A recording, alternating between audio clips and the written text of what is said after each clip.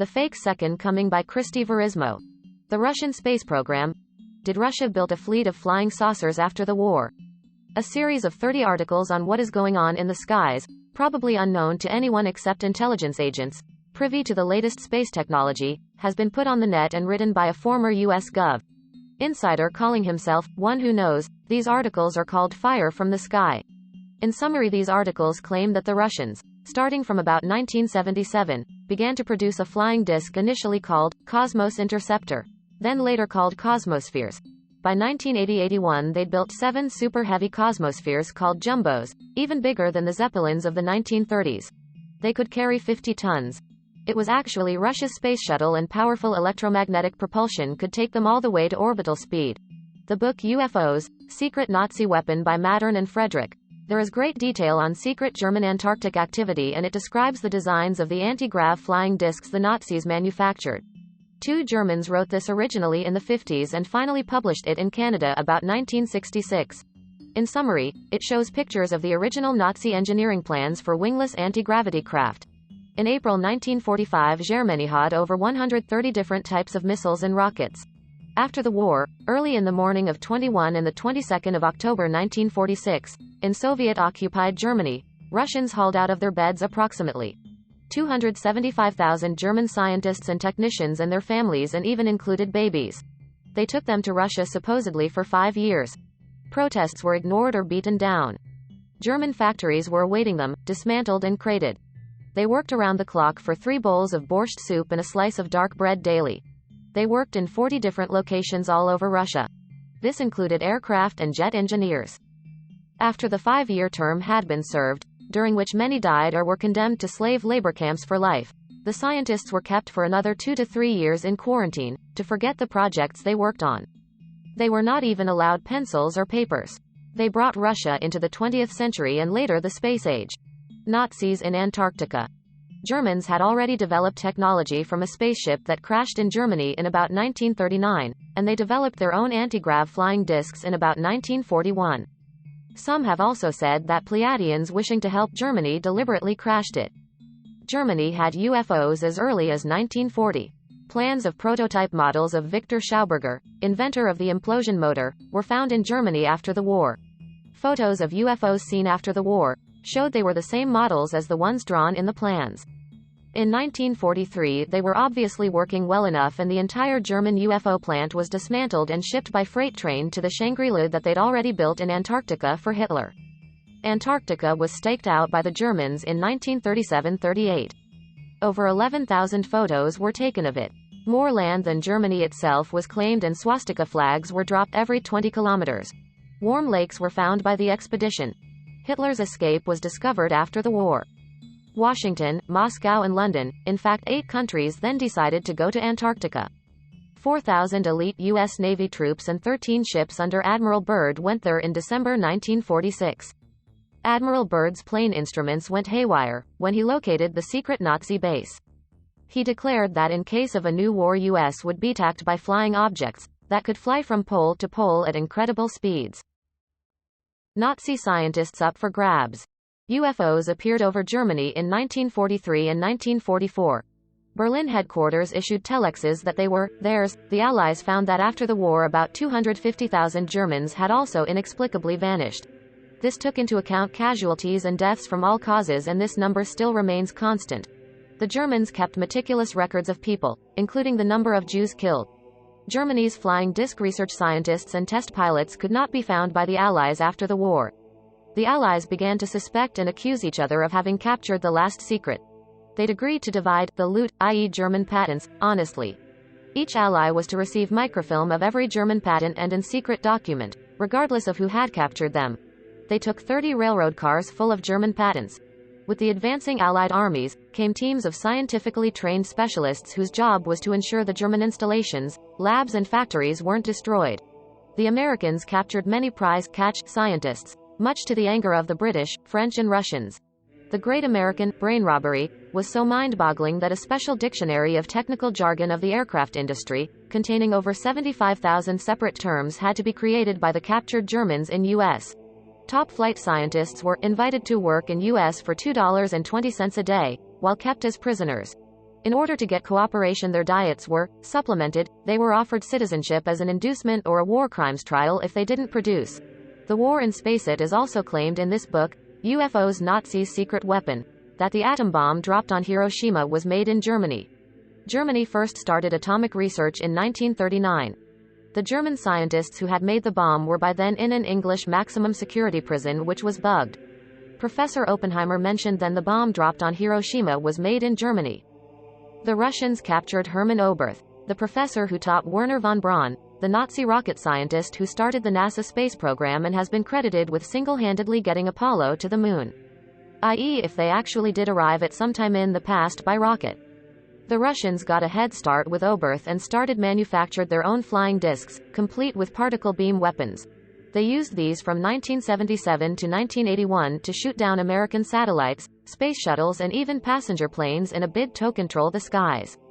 Nazi scientists were also brought over to USA to start the space program, to research anti-grav technology at Area 51 at Nevada and also to start the CIA. Former Nazis have popped up all over the globe and there are many articles written on them, but the main sources are Branton in his online book in 58 parts called The Underground Nazi Invasion of USA and his Omega Files in-depth report on the Nazis in Antarctica. A German Conquers Gravity for Russia in Evil Agenda of the Secret Government by Tim Swartz. There is another account of the creation of Russian flying saucers, and it has a very intriguing story. In 1954 a German magazine ran a series of articles claiming that flying saucers were developed and produced in the Soviet Union during WW2. The magazine gave detailed accounts of a top-secret U.S. document of 1944. An intelligence organization had dispatched 16 agents to a foreign country. 14 were lost on duty but a 15th made it back to reveal what unbelievable things were happening. Another agent who returned code named PKR corroborated this and had been working as a scientist's assistant in a Soviet laboratory. PKR told of a German scientist Horst Pinkel, who in 1928 went to Russia in an exchange program of German and Russian officers. He was the only officer who failed to return a year later. Pinkel had been a follower of Walter Loetzo, who developed some theories on gravity and its interaction with light and energy, but received some ridicule from the German scientific community. Strange new rays. Pinkel advanced Loetzo's theory that the entire universe is filled with rays whose particles are waves, traveling in all directions, cause a neutral and balancing effect on all matter. If they were controlled, they would be a source of power, equaling perpetual motion. In 1930 outside Moscow, Pinkel, furnished with all necessary materials available to him, did research. By 1941 he had finished developing instrumentation for measuring the strange new rays. He discovered that the rays belonged to a new category, whose single rays change with terrific speed from the character of ordinary waves into the clear character of corpuscles. He found that the rhythm of change of the oscillation frequency remained parallel. PKR said in 1942 that Pinkel, with a group of Russian scientists and inventors, moved to the South Urals. However, time ran out to develop a powerful new weapon against the Germans. At that time 5 flying saucers had been constructed in the Soviet Union. Air Marshal Konstantin Vershinin in 1948 urged his scientists to complete more of the craft, which had terrific speeds and a potential sphere of action the same as the radius of the universe. In 1949 Pravda quoted one of Russia's most famous aeronautical engineers, "If ever an aircraft from Earth lands on one of the heavenly bodies, it will be Soviet." PKR brought back to the U.S. the exact formula for an alloy which Pinkel had developed for use in fabricating a craft, utilizing the powerful new rays and the precise data for harnessing the fantastic ray that Pinkel had discovered. The German magazine concluded its series by reporting that in 1952, the Russians were at work on a space island that would allow a stopover for space vehicles flying from Earth to other particles in the universe. The Russians are coming in flying saucers. Let's look at the Russians now. In a summary of Fire from the Sky. The One Who Knows, transcribed for him by Dale Stonehouse, claims that in October 1977 a newly operational Russian Cosmos interceptor shot down Skylab, killing 5 U.S. astronauts. But there was a cover-up and simulation was used to recreate life on Skylab, probably rather like the fake moon landing films and Mars Surveyor pictures using models. On September 23, 1977, Russia began destroying U.S. spy satellites, using killer satellites, and then they destroyed the U.S. secret moon base. On September 29, 1977 Russia launched the Salyut 6 manned space station into orbit. Her manned space weapons, the Cosmos interceptors, by removing American satellites cut off shuttle info, and by 1978, they had destroyed them all.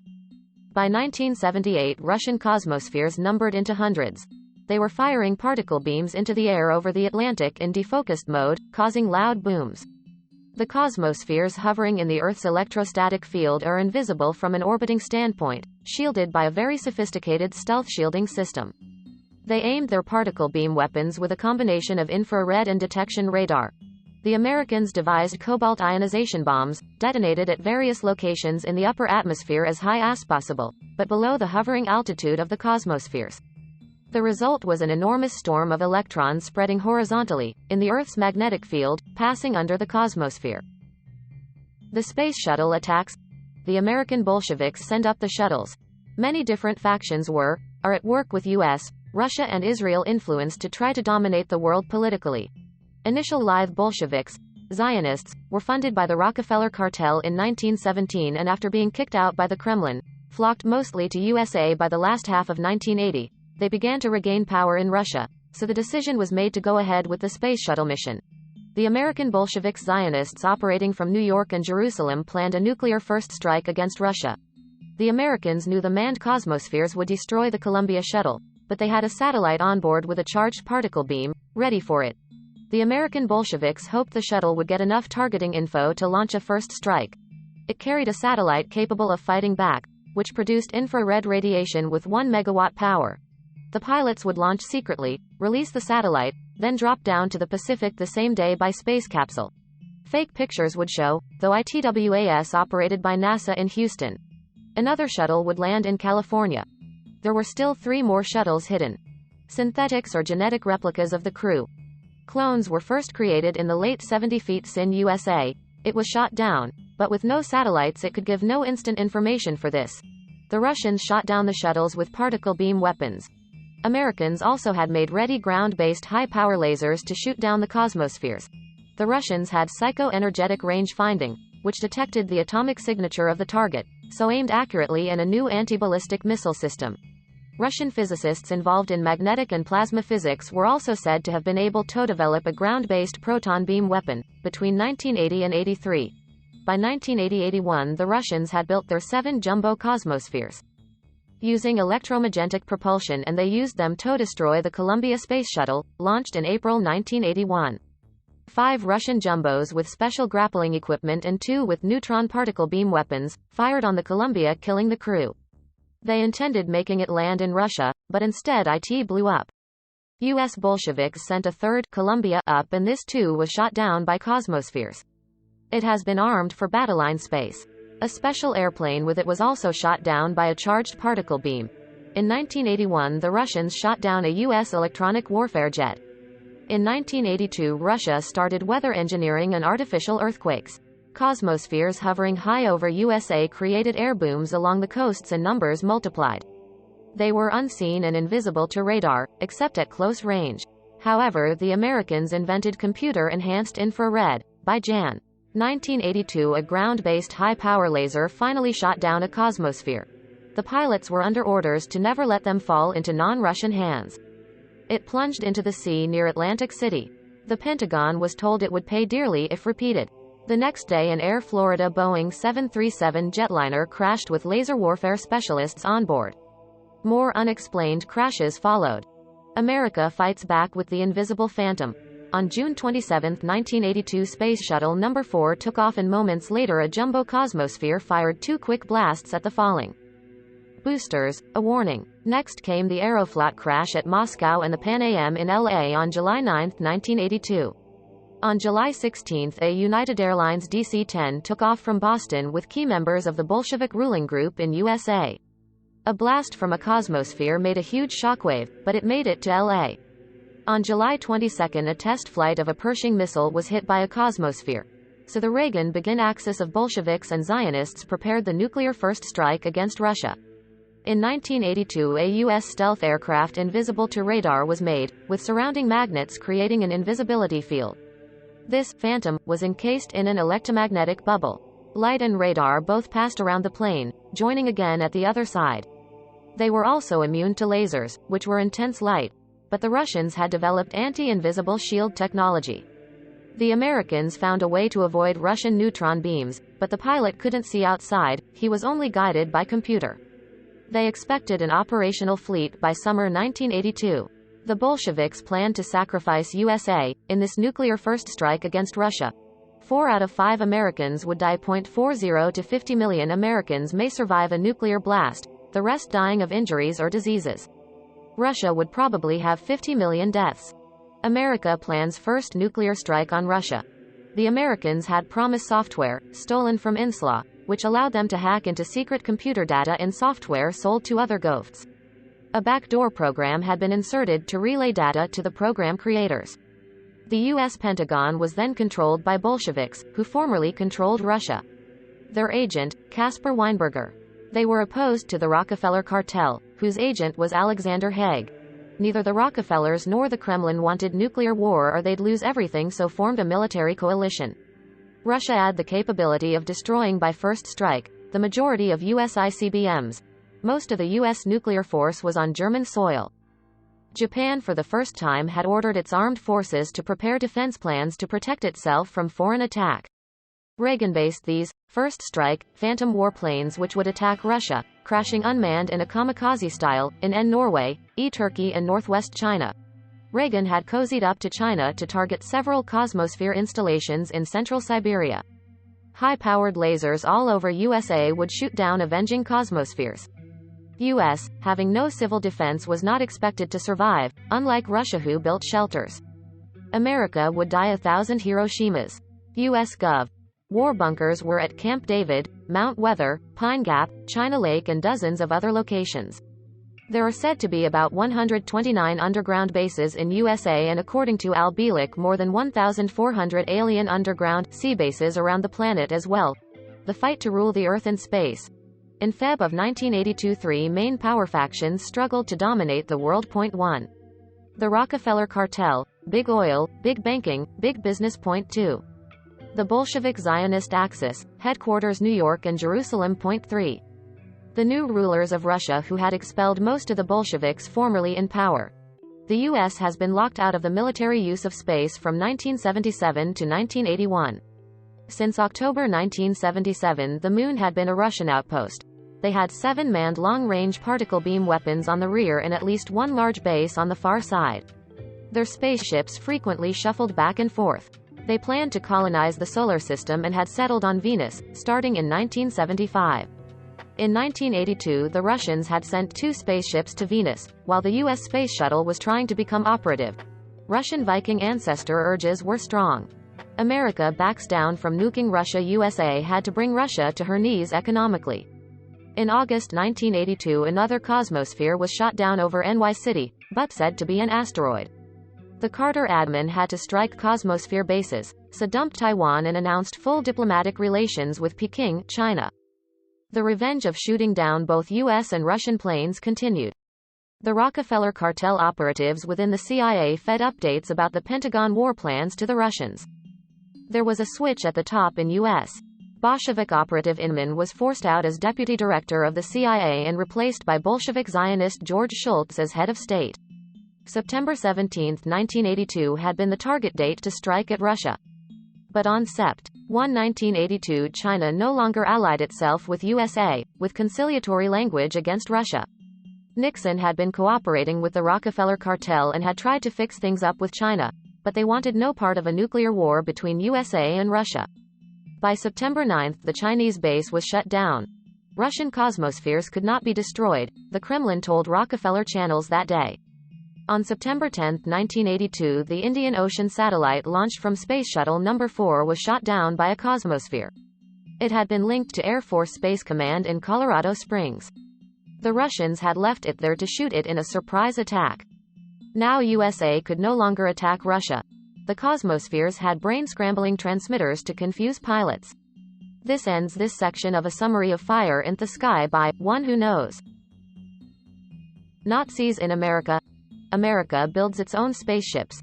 The Americans were confronted with technology they couldn't counter, so signed a non-interference treaty to get the technology to fight back.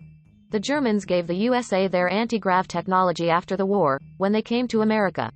Al says that when Apollo 11 landed on the moon, Americans already there greeted them because they had anti-grav technology in the 70s by back-engineering UFOs. There must have been two different factions developing space technology, as the Bolsheviks were in charge of the space shuttles at Houston, which couldn't get off the ground, for being hit by Cosmospheres according to Fire from the Sky articles. That the Nazis, who came to USA after the war, started work at Area 51 on anti-grav discs. Originally there were 3 Nazi scientists in Germany developing flying discs. The specialists were Schriever, Habermohl and Meade. It is believed after the war Habermohl fell into the hands of the Russians. Meade developed at a later date similar flying discs at A.V. Rowe and Company for USA. According to Robert Young, who wrote this in 1956 in the book Brighter Than a Thousand Suns. Werner von Braun went to USA to start the rocket program. His professor Hermann Oberth was captured by Russia, and the rest of the Nazi anti-grav scientists disappeared down to Antarctica, where they had prepared a place to live for some time previously. Or possibly to the moon. Linda Hunt of CNN told of 1,600 Nazi scientists, largely escaping the Nuremberg trials, came to U.S. under Operation Paperclip to develop the U.S. space program. Von Braun became the director of the Marshall Space Flight Center. His brother joined him to work there. V-2 flight test director, Kurt Debus, was a director of Kennedy Space Center in Florida. Arthur Rudolph was project director of NASA's Saturn V rocket program, that took U.S. to the moon. Japanese and Germans head to the moon.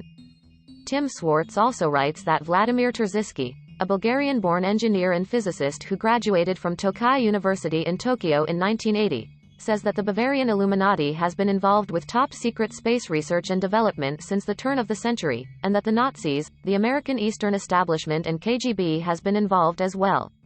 The Nazis, working in the highest levels of internationalism, were and are intricately involved in the situation. Terziski says there were videos of German, Japanese saucer landings on the Moon and Mars in 1944-46, Marconi groups landing on Mars in 1956, video footage of Nazi interplanetary dreadnoughts, a secret Soviet-American saucer landing on Mars in the 1960s. The Germans allegedly landed on the Moon as early as 1942, using their larger exo-atmospheric turbine-powered rocket flying saucers. On their first day of landing, the Germans started tunneling under the surface. By the end of the war there was a base on the Moon. After 1944 the free-energy Tachyon drive craft were used to haul people, material and the first robots to the construction site on the Moon. When Russians and Americans secretly landed together on the Moon in the early 50s with their own saucers, they spent the first night there as guests of the Nazis in their underground base. In the 60s a massive Russian-American base had been built on the Moon, now occupied by 40,000 people. Next stop Mars. Tim Swartz writes that according to an underground German documentary from the Thule Society, a German flight to Mars departed in April 1945. The crew contained hundreds, a volunteer suicide crew of Germans and Japanese, who knew this was a one-way trip. The 74-meter naval warfare dreadnought was saucer-shaped and had bigger Tachyon drives. Most OFTA systems had to be operated manually, and it took almost 8 months to accomplish. The initial thrust was probably accomplished using the strong gravitational field of the Earth. The craft coasted in an elliptical orbit to Mars, with its main drives turned off.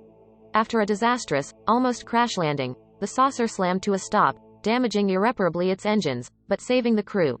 The smaller gravitational field of Mars, and thinner atmosphere generated less power for the Tachyon drives, so hindered air braking. The radio message of their arrival was sent to their base on the Moon and the German Underground Space Control Center in Antarctica. Later trips to Mars by the joint Soviet-US craft reached Mars in only 2 to 3 days, because their drives were working the whole flight, accelerating in the first half and decelerating in the second. Terziski claimed in 1993 that any independent scientist who discovers electromagnetic, free energy, anti-gravity propulsion is soon bought off, blacklisted or killed by the Bavarian Illuminati. The Bavarians, Tim writes, were intent on establishing the New World Order. The defeat of Nazi Germany forced the secret group, Bavarian Illuminati, to flee to their secret base already established in Antarctica. By 1946 the secret Antarctic base, New Berlin or Neuschwabenland, was beginning to make its presence known through incursions into the airspaces of US and the Soviet Union. Since then there have been rumors about Germans counterfeiting US currency, and the Nazis from their Antarctic base are reported to be the real power behind the New World Order. With the help of their allies in the CIA and NSA, Nazis all over the globe, they first began to slowly infiltrate into Argentina, Chile and then up into US. In the late 40s and 50s they put their agents in place and began rebuilding their European industrial base. Nelson Rockefeller brought 3,000 high Nazi party officials from Germany illegally into U.S. As of today there are now 1.6 million Nazis in U.S., many in high-level gov. And major corporations. These Nazis are attempting to set up a Fourth Reich to eventually eliminate all non-Aryan people, dissidents and undesirables. The Bavarian Illuminati's most critical agents, Earl Warren and LBJ, with assistance from J. Edgar Hoover, participated in the JFK cover-up. Tim reveals the deception by writing, "One of the first things the group, Bavarian Illuminati, did was to protect its own operation, was one of Reinhard Gehlen's specialties in WW2 Nazi intelligence, divert attention to the Red Menace. We also know from the Fortress Australia article that the Pine Gap base was built by an American called John Friedrich who worked for the Nazi that created CIA. This is linked to Antarctica and is said to contain information on their supercomputers on everyone on the planet. The Underground Nazi Invasion of USA." There is a 58-part series of the work The Underground Nazi Invasion of the United States by Agent Wolverine, Aka Branton. In this it states that the Rockefellers are longtime members of Bavarian German secret societies that are determined to bring about one world government. Nelson Rockefeller brought 3,000 crack Nazi SS agents into U.S. and gave them new identities and positions within their corporate empire, or within allied corporate structures. This was called Project Paperclip. The UN was created by the Bavarian secret orders and is ultimately run from Bavaria. The Rockefellers own the UN land. UN police action will be taken against America to confiscate all personal weapons. Outlaw all non-sanctioned religious activity and disable freedom of speech that uses technology. There is already said to be 1 million UN troops of German, Russian and Chinese origin willing to take the guns of the U.S. population. The German-born Skull and Bones Society, of which Prescott Bush, George Bush Sr. and G.W. Bush are members, assisted in the financing of the Third Reich in collaboration with the Rockefellers. A former employee of the CIA's Walkenhut security organization, which has a strong presence at Area 51 in Nevada, Michael Reconoscito has implied that fascist infiltrators have taken control of the underground faculties where mind control, biogenetic and advanced aerospace research are being carried out. Nazis took key positions in USA after the war, continuing with a summary what one who knows writes and what he covers the Nazi anti-grav saucer development. In Project Paperclip, many Nazi scientists were brought to USA. Werner von Braun and 115 other German scientists were brought to Texas. Von Braun was working on the Nazi missile program. He'd worked for Walter Dorberger, who was convicted as a war criminal, and then he was set to work as director of R&D on the U.S. space program. He developed a nuclear-powered trans-atmospheric vehicle. These operated out of Area 51 in Nevada and other places. General Reinhard Gehlen, Hitler's chief intelligence officer against the Soviet Union, struck a deal with the Americans after the war. Gehlen, von Braun and Dornberger continued to have considerable influence on U.S. politics. Info was received from captured German scientists in Russia about their weaponry, so 350 German scientists and technicians were brought to Nazi system operates in USA now. Almost all resistance to using Nazi war criminals to accomplish CIA missions seems to have been overcome by the time Allen Dulles became CIA director in 1953. The Nazi SS Death's Head insignia was adopted as the symbol of the U.S. Army Special Forces. Gehlen's immediate staff of about 350 agents were brought en masse to the U.S. Army's Historical Division. Richard Nixon backed Dulles and Frank Wisner from Gehlen's Nazi spy network. Gehlen was a Nixon campaign supporter. It was said that L. Johnson, Hoover, von Braun, Dornberger, Nixon, G. Bush and Allen Dulles were involved in the Kennedy assassination. The Gehlen organization, copying Hitler's New Order, established a concentration camp system in San Luis Obispo County. It was later renamed FEMA, Federal Emergency Management Agency. The Vatican provided documents and help for former Nazis to escape to South America, including Martin Bormann. Prince Bernhard of the Netherlands, former Nazi stormtrooper, created a group in 1954 that became known as the Bilderbergers. Now liaising with aliens from Sirius and an intergalactic group called the Council of Nine. More later on this. Secret colonization of the Moon. And Marcel Bielik has also said that when the astronauts of Apollo 11 arrived on the Moon, that they told Houston Space Center, "Houston, we've got visitors up here." Houston answered, "Are they Americans?" And the astronauts said, "Yes." Americans were waiting for them to arrive, in chemically fueled rockets. Al also claims there are colonies on Mars, but there is evidence that they have been overrun and destroyed, the story goes, by reptilians. He said radio transmissions to Earth from the colonies, which were regular, suddenly shut off years ago. Al also says US and Russian interests are mining the back of the moon, bringing titanium back. One Who Knows also writes that the secret American moon base in Copernicus crater was destroyed by Russian neutron beam attack on September 27, 1977. Kennedy said in 1961 that before the decade was out, landing on the moon was a goal. But here was already an American base on the moon, and a year later a space probe landed on Mars, which confirmed the existence of an environment which could support life. Not long after, the construction of a colony began on Mars. This was set up by the descendants of European royalty, called the Bilderbergers. They also run the Pine Gap base along with the CIA, which is an interdimensional doorway. Are people still leaving for Mars but through an interdimensional doorway at Pine Gap now? We'll look into this shortly. Vladimir Terziski writes of the German moon base and Mars landing. In summary, the Germans' moon landing probably in 1942 utilized their larger exo-atmospheric rocket saucers of the Meade and Schriever type. The Schriever-Walter turbine-powered craft was designed as an interplanetary exploration vehicle. Its diameter, 60 meters, height 45 meters and 10 stories of crew compartments. There is atmosphere, water and vegetation on the moon, and man does not need a spacesuit to walk on the moon. Ordinary clothes suffice. The free energy tachyon drive craft of the Haunebu 1 and 2 type were used after 1944 to haul people, material and the first robots to the moon's construction site. After 1945, the Germans continued their space effort from Antarctica. Terziski discovered a photograph of their underground space control center there.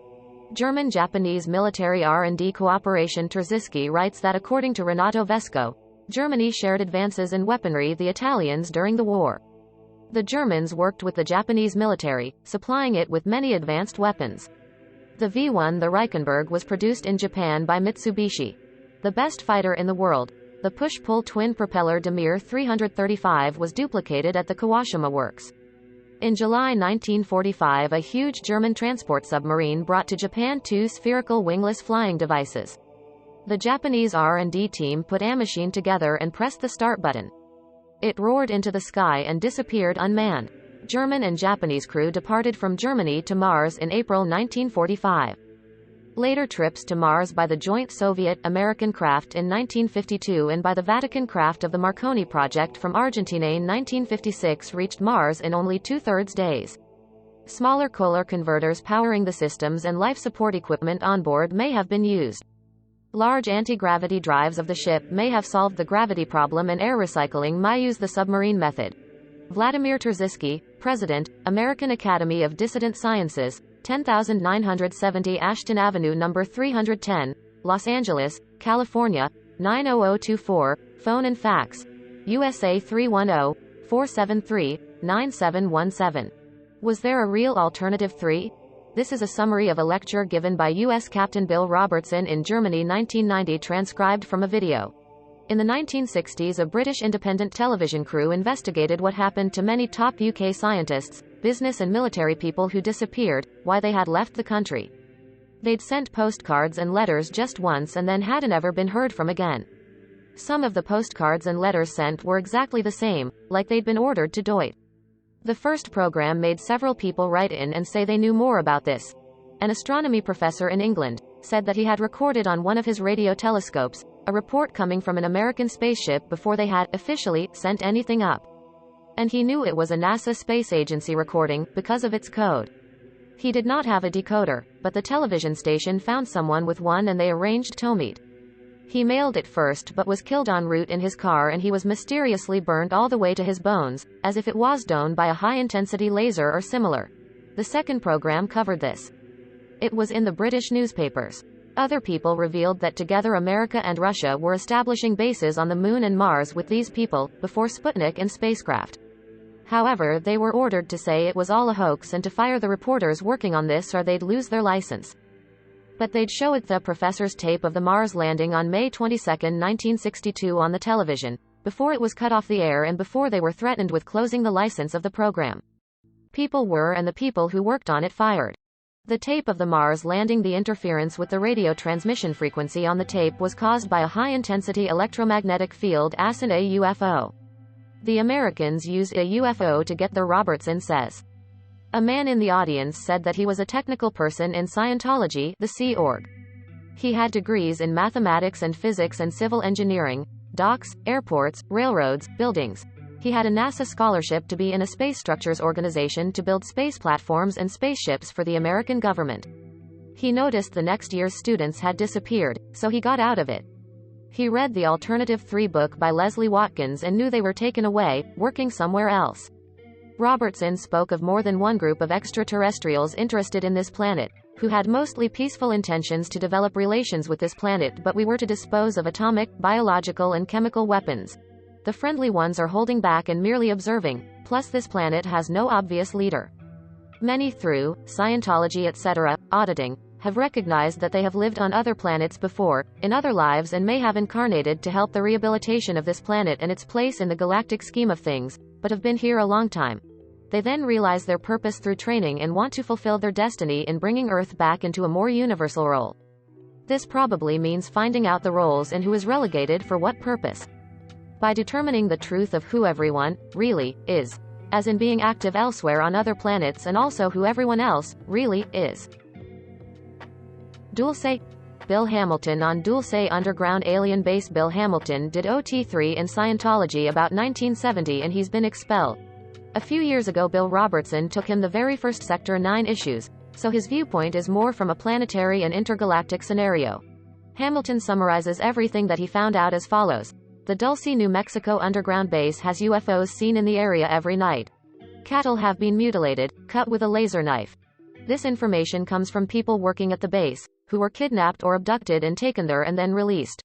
Also people who helped to construct it and people who were working with the intelligence community there. The facility is a biogenetics lab and is connected to Los Alamos by underground, the first site of the atom bombs experiments. It's always been a high-security research area for the U.S. government. He says there's an underground connection by subway or tube shuttle to the Los Alamos. Okay. The research there is about genetics and research into also other intelligent species and the comparison between human and alien biology. Hamilton says that their research indicates centuries ago, that the aliens that entered into a contract with a secret group called the Illuminati. The Sector 9 Scientology book names one of the chief implanters. Someone that works in secret to control you mentally was Adam Weishaupt, the founder of the Illuminati in Germany. Aliens welcomed here, because they originate from Earth. The United States government entered into a contract with the aliens in the 40s, 50s or earlier, to exchange high-technology research with to give animals and humans to the aliens. At the end of the 40s the alien operations shifted from South America to the United States West, because of this agreement that was made with the U.S. government. The aliens wanted these underground bases, and because of the magnetic and plasma effects of some of the minerals of the rocks in that area were vital for them. They have to have something that produces a high electromagnetic energy field for their saucers, so they need the raw materials for that to keep things going. Hamilton says these people who worked there said that the aliens themselves regard themselves as an old people who originally came from Earth. They were human, reptilian hybrids. They told the U.S. government this and are representatives of an alien nation and are returning to Earth to use it for a staging operations area, but didn't reveal what for exactly. But other aliens do not agree about this. They built in alien bases in Dulce, Colorado, Arizona, Nevada, others in U.S., others in the rest of the world, maybe in Antarctica, Russia, Pyrenees, Upper Norway, etc. There have been some very strange underground projects being done costing billions. In 1947 the residents of Dulce saw many troops going in and out of the area, many trucks and construction equipment, and that the signs on the trucks were from a non-existent lumber company in Colorado. The bases were constructed by the Rand Corporation with a tunnel boring machine that melts the rock and then makes a smooth wall out of it for high-speed shuttles to be put in. Hamilton says that there are over 100 of these secret underground places that have been constructed, including one on the back of the moon, another on Mars. Dulce, self-contained mind control and genetic experiment center. This is from the people who worked there. A construction man was asked to work at Dulce but needed to agree to chemical erasure of memory first when he finished, so he refused. Hamilton said other construction companies involved were aerospace companies and Bagtel Corporation, well connected with the CIA. They are linked up with the Trilateral Commission, the power behind the government, with Kissinger and the Illuminati, and also the Council of Foreign Relation People in Europe, known as the Bilderbergers. They tell elected officials what to do. Dulce has at least 7 different underground levels, and there are about 18,000 aliens down there and probably 10,000 or so humans. Level 1 has the control room with security and communications. There are over 3,000 televisions and spy cameras around this. Then human staff housing, executive offices and laboratories for scientists, etc. Level 4 has mind control experiments on humans.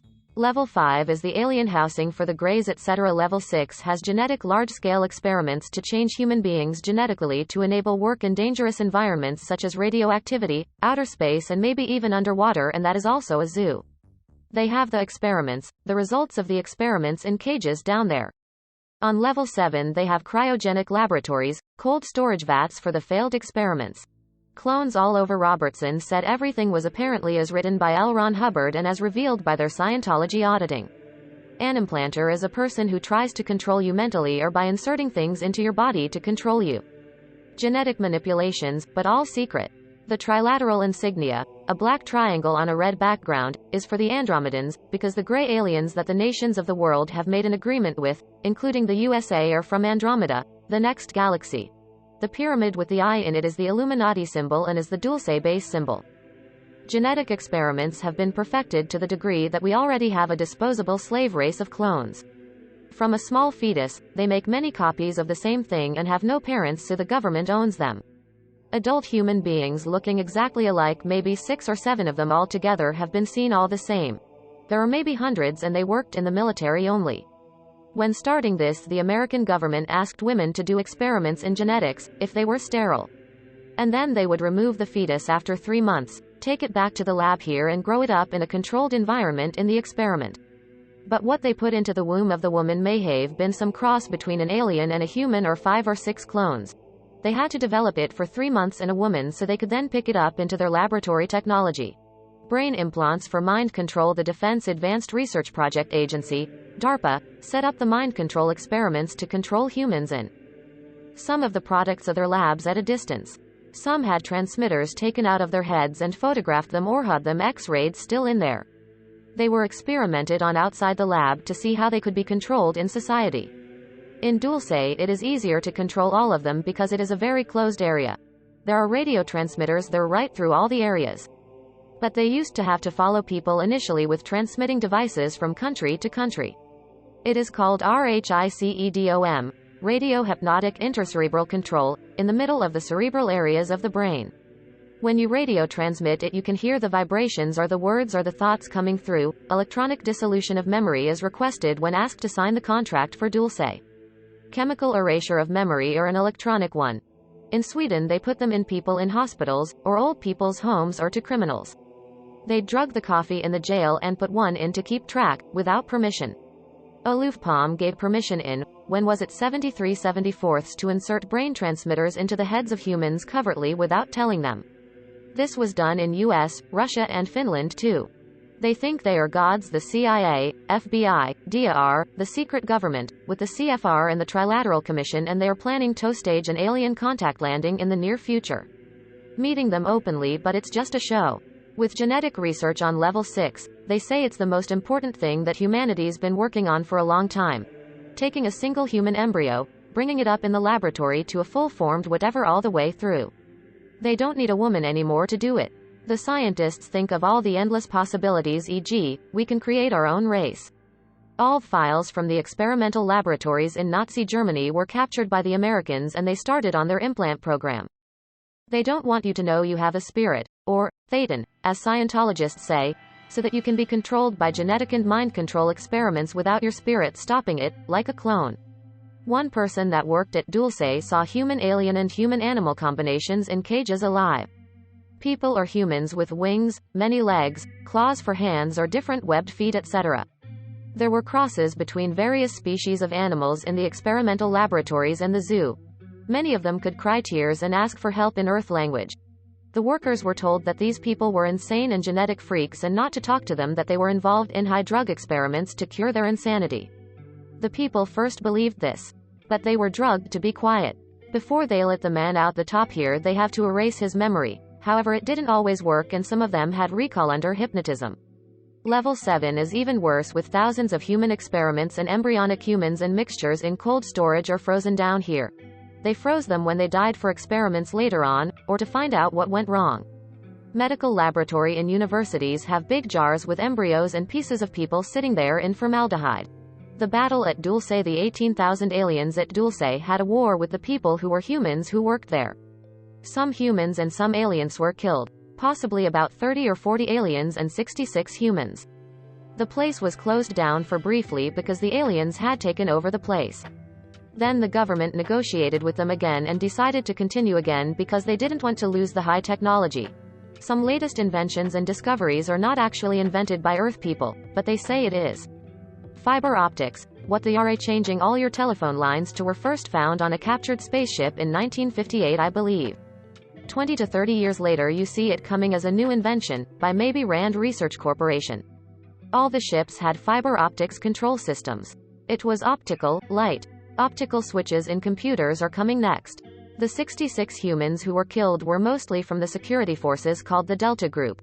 The security forces wear a symbol seen on some of the saucers and transport craft of the aliens, and this is seen on the pockets of the government officials, high government officials of America. The security weapon they use there is called a flash gun.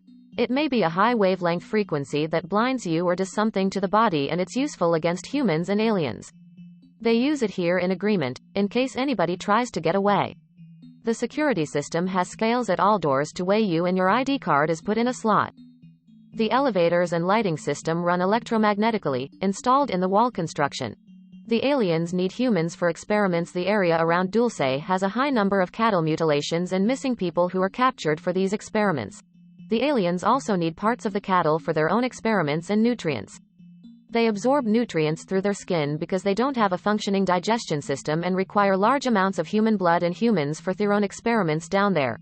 From the 50s, 80s they increased the amounts of needed captured humans.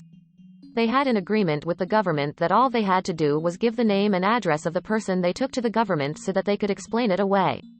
But after a while they were just taking them, and soon the government realized they didn't have any defense against these people with their flying saucers and weaponry, so had to give up trying and go along with them. The aliens can die pretty easily, so they make themselves in genetic laboratories. The spirit, Thetan, takes a new body. They're like herd animals or people mind controlled. The human race could transform through genetics or a one-world fascist government.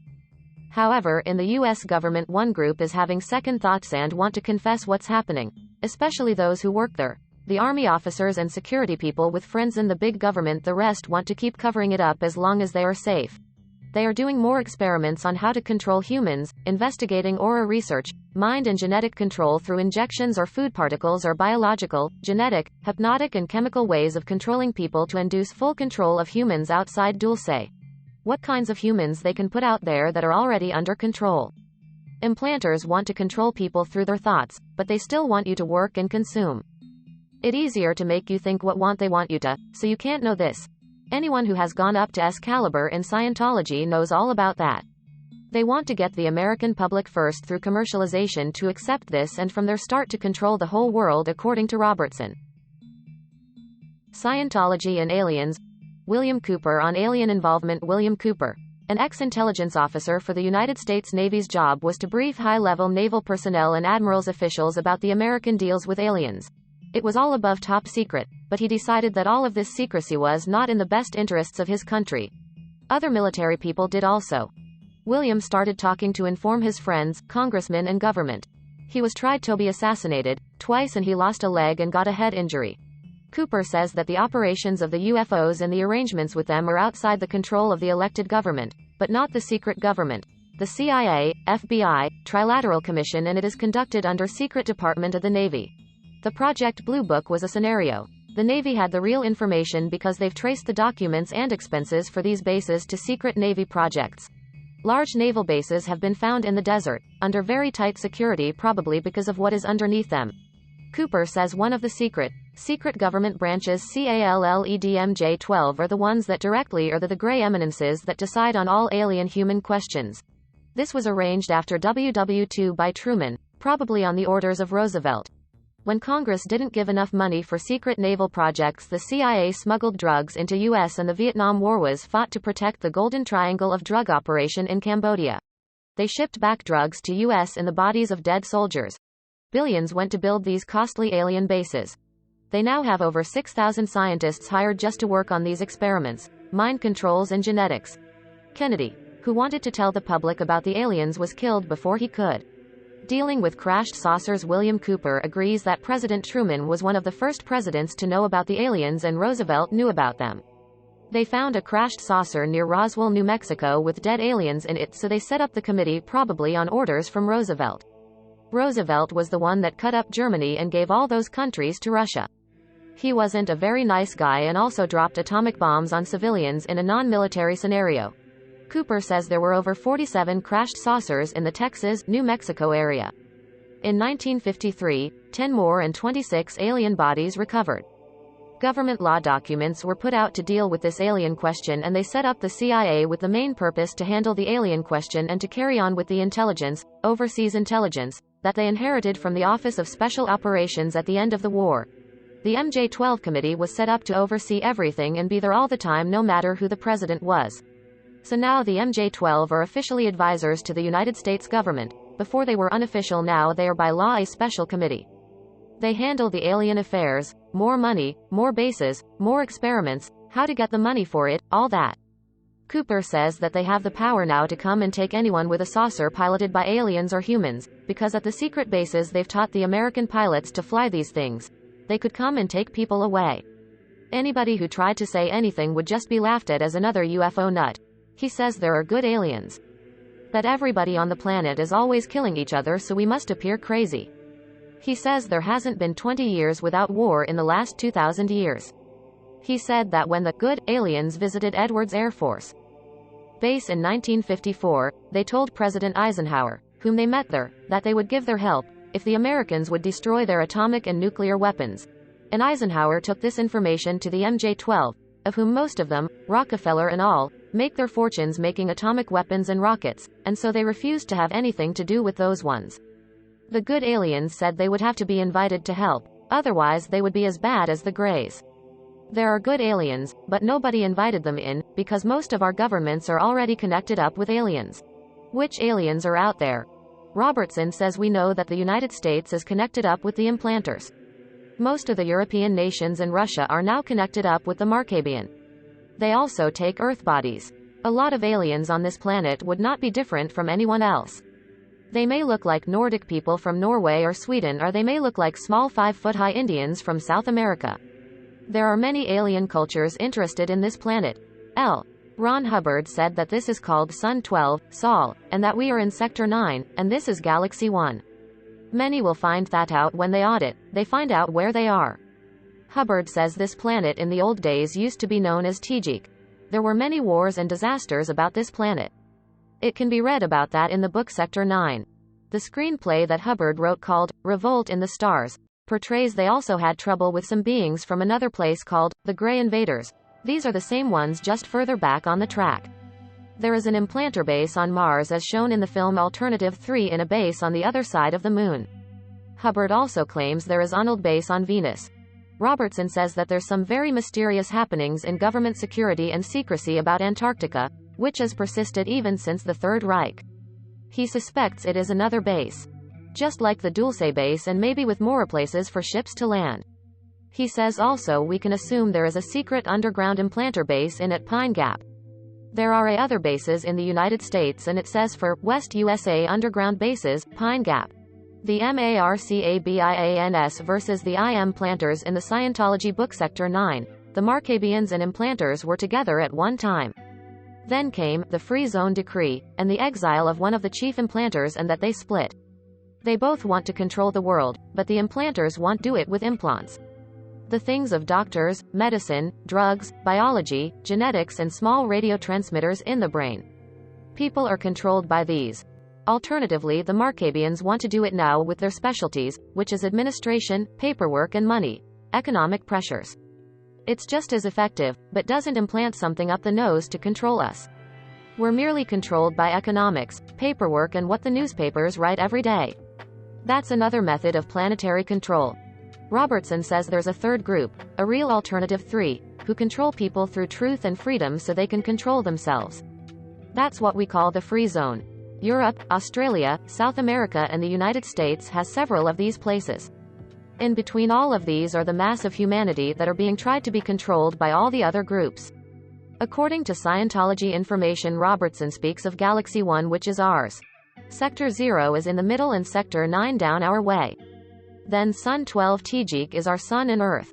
The Markab Confederacy is up at the North Star, round Polaris. Betelgeuse is in the constellation Orion. He said there would be a main ship patrolling that sector from the Galactic Patrol from this galaxy, who are dedicated to preserving civilizations with the maximum freedom for the individual. The good aliens were either friends of or members of the Galactic Patrol, who don't believe in enforcing their will on anyone, so that is representative of the central government of this galaxy. Now the Markabians used to be allied with those guys from Andromeda, which is the next galaxy over here, Galaxy 0. Galaxy 0. Robertson says in the past, they had so much trouble in this sector. Beings started life forms in Galaxy 0. The first place it spread to was this galaxy. It's the nearest one to that one. In 1950, Hubbard came along with some technology to free beings called Dianetics. He also had a lot of help from the Galactic Patrol and the people who are representing this galaxy citizen in Sector 0. There's a little star sitting above the central core of the galaxy called the Pearl, and Central is a planet that goes around it. It's a very beautiful place. That's where the Grand Council meets, according to Hubbard. Apparently they were the ones that noticed with Hubbard's help that the implanter connection with the Markabians was what was ruining or messing up the help off Sector 9. So they ordered the exile finally of the chief implanter, and he was taken back to Galaxy 0, where he came from. Now this galaxy was also the start of the implanting project. But not everyone in the galaxy is bad, but a lot of them are civilized greys, not the ones we have here who are like a herd animal or a beehive. Those greys in the bases and doing research say that they cannot exist as individuals. They have to hobby this formation of superior rule all the time, the herd animal. They refer to their senior back here as the keeper. Robertson found that everyone contacted that had any implanter connections had a phenomenon called the holder, the keeper, and the holder are the same thing. Galaxy agreements. Robertson said the top holders and the top keepers were in Andromeda, and this was known many years ago. Implanter shave come from Andromeda. At first they told everybody they only came from Betelgeuse, but he knew that they must have only come there because they have a water planet there. They needed water, material for their sustenance, their food and ships. Robertson claimed he knew all this stuff from Scientology, deduced from the auditing meter.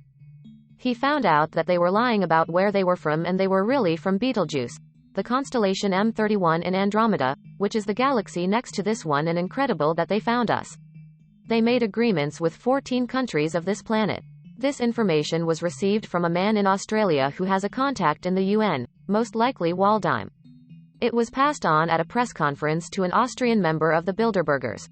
The central government of this galaxy has presently, 1990, sent a diplomatic mission, which takes a few years even at hyper light speed, to meet with a group, who were contacted by telepathy, from the good Andromedans.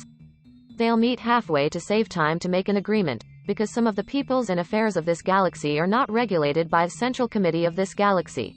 The Greys who came over into the United States and into these bases came in on a loophole in the rules and regulations of this sector. Robertson says the rule is that this area of the sector, which was the old confederation of millions of years ago, later became the foundation for the entire galaxy. Because they had handled a lot of the implanting in the area, and they knew that that was the wrong way to do it. There were many casualties in the war about that, which is covered in the Sector 9 book, that if they were going to have people coming from another galaxy here, that the rules made by this galaxy would not apply to these people. Is Earth singled out? Robertson claims this planet was under quarantine and it was supposed to be helped to come upon its own self-determinism and decision of what it wanted to be. The priority was to bring everyone on the planet to an awareness of what their relationship was to the rest of the galaxy and what their spiritual heritage and history was. If everyone can experience their own right of self-determinism, or free will, then it can work for others in the galaxy. Ones that may have been interfered with or had some troubles. An accident or some spiritual discomfort. He said people here have forgotten a lot of this awareness because of the miseducation and the visits of the implanters earlier. There is a history of alien interference on this planet. The technology may make life better if people are all controlled. This experimentation with controlling humans has been given attention by 2 galaxies. Robertson claimed that the implanters aim to control people, and so they hide underground. That is why they are getting Americans to develop all these control methods. They could have taken over the planet easily, but instead use humans in experiments. They give technology in exchange for teaching Americans how to control people better. The MJ-12 people at the top bought it. Will people fight for freedom and win awareness of galactic affairs? Robertson said that the people who want freedom like William Cooper others are losing everything. But they are correct. They have the right and they have the truth, but it costs. Cooper said that we must solve it some way or it's all over. Robertson said that the Illuminati took over Scientology in the early 1980s. It is said to be run by Mossad. It seems the alien auditing technology to become a free individual, a clear, or thetan, was passed on. If a person's spirit John break free of alien mind control, the game is over for the implanters. It's finished for them. That is why they are exerting a lot of pressure and force plus billions and billions and so on to get their control in before we can get the freedom in. That is the galactic game to see who wins. Robertson recommended changing oneself to become free and individualized so they can never be touched by the implanters again. Let more people know about what is really going on. When we have the truth and the knowledge about it, we cannot be fooled. Scientologists had the data from the e-meter or the session, but now we have evidence of it from witnesses who are actually working with these people and aliens. Robertson says we have many allies in the rest of this galaxy. They, but not the implanter bases, are hoping and wanting that we win, that we choose freedom. The people of this planet were free zone citizens, he said, and they should make their own decision about the planet's future. They should decide whether they want to belong to the implanters, the Markabians, or they want to be in a free zone. There are a very few people in MJ-12 that work with the aliens compared to the number of people that if they found out all this data they would say, no, I don't want work with you, forget it. Is the power to escape alien domination in the individual? Robertson claimed that his fellow Scientologists were the leading edge of the future of this planet because they know what all the alien game is about and they are in a position to do something about it. He said that there could be 3 alien landing forces, 1. The first, the implanters, 2. The second, the Markabians, 3. The third, the good guys, and they will try to bring people to their understanding. The implanters will create a problem, possibly biological or genetic illness, and sell us the solution, that they have a cure. The change of a whole society can be the change of just the idea. The Markabians and implanters know this very well and can make you believe you are a sick body. Everybody's afraid to eat this or drink that or smoke that. They got you under control because of fear. Robertson adds that people, by hoping to get things better, are giving their power to those who would suppress them. Because they never tell you all the things they're doing to suppress you. But they keep secrets, and that is what we're up against. They say it will be better, but it's not, because the borders will be open, but when we pull up they search our car. The Markabians are not here to help you, but they'll let you have a little freedom as long as you conform. But they don't teach you how to help each other, because if you could you might grow big and expand and get free, and they'll lost control too. This was one Scientology view of the New World Order. Become free using your e-meter and overcome alien mind control. Alien alliances. Americans and Russians fight invading aliens with particle beam weapons to get her. It has been claimed now that the end to the Cold War has come about so the Russians and Americans can team up to fight the menace from space. Al-Bilik has said that the US now has their own particle beam weapons, putting out 1 by 10 to the 25th power joules, more power than a hydrogen bomb. These are fired into space to shoot down UFOs. Americans, when systems were operational, were shooting down 5 to 7 a week. The Russians are now doing the same with their particle beam weapons, filling football fields 50 feet thick with crashed ships. Al claims they were shooting down 30 a week, and this included any spaceships within 250 miles above Russia, and known hostile ships even further out. They also shoot down friendly Pleiadian ships. The one who knows claims that Soviets have worked for years perfecting laser weapons and now have one capable of shooting 1,000 miles, without the beam spreading more than 5 feet. James Van Zeeland writes that weapons now are even more deadly. M-transmissions come from ground-based antenna. There's an older version of similar TX-RX site near Exmouth, Western Australia, and one on the South Pole, too. Scalar wave M-transmissions are very different to particle beam. Particle beams are directed energy weapons where masses, photons, or particles travel through space to contact the target. In scalar M weapons, the electromagnetic field energy is turned into gravitational field energy and back again. The exchange can be localized to specific areas, making it possible to focus the effects through space-time itself. The weapon need not travel to its target.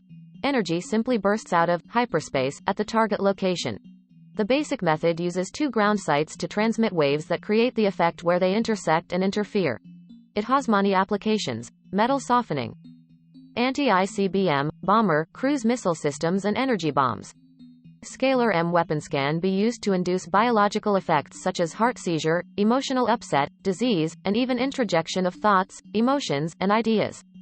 More information here, and in Bright Skies by Harry Mason.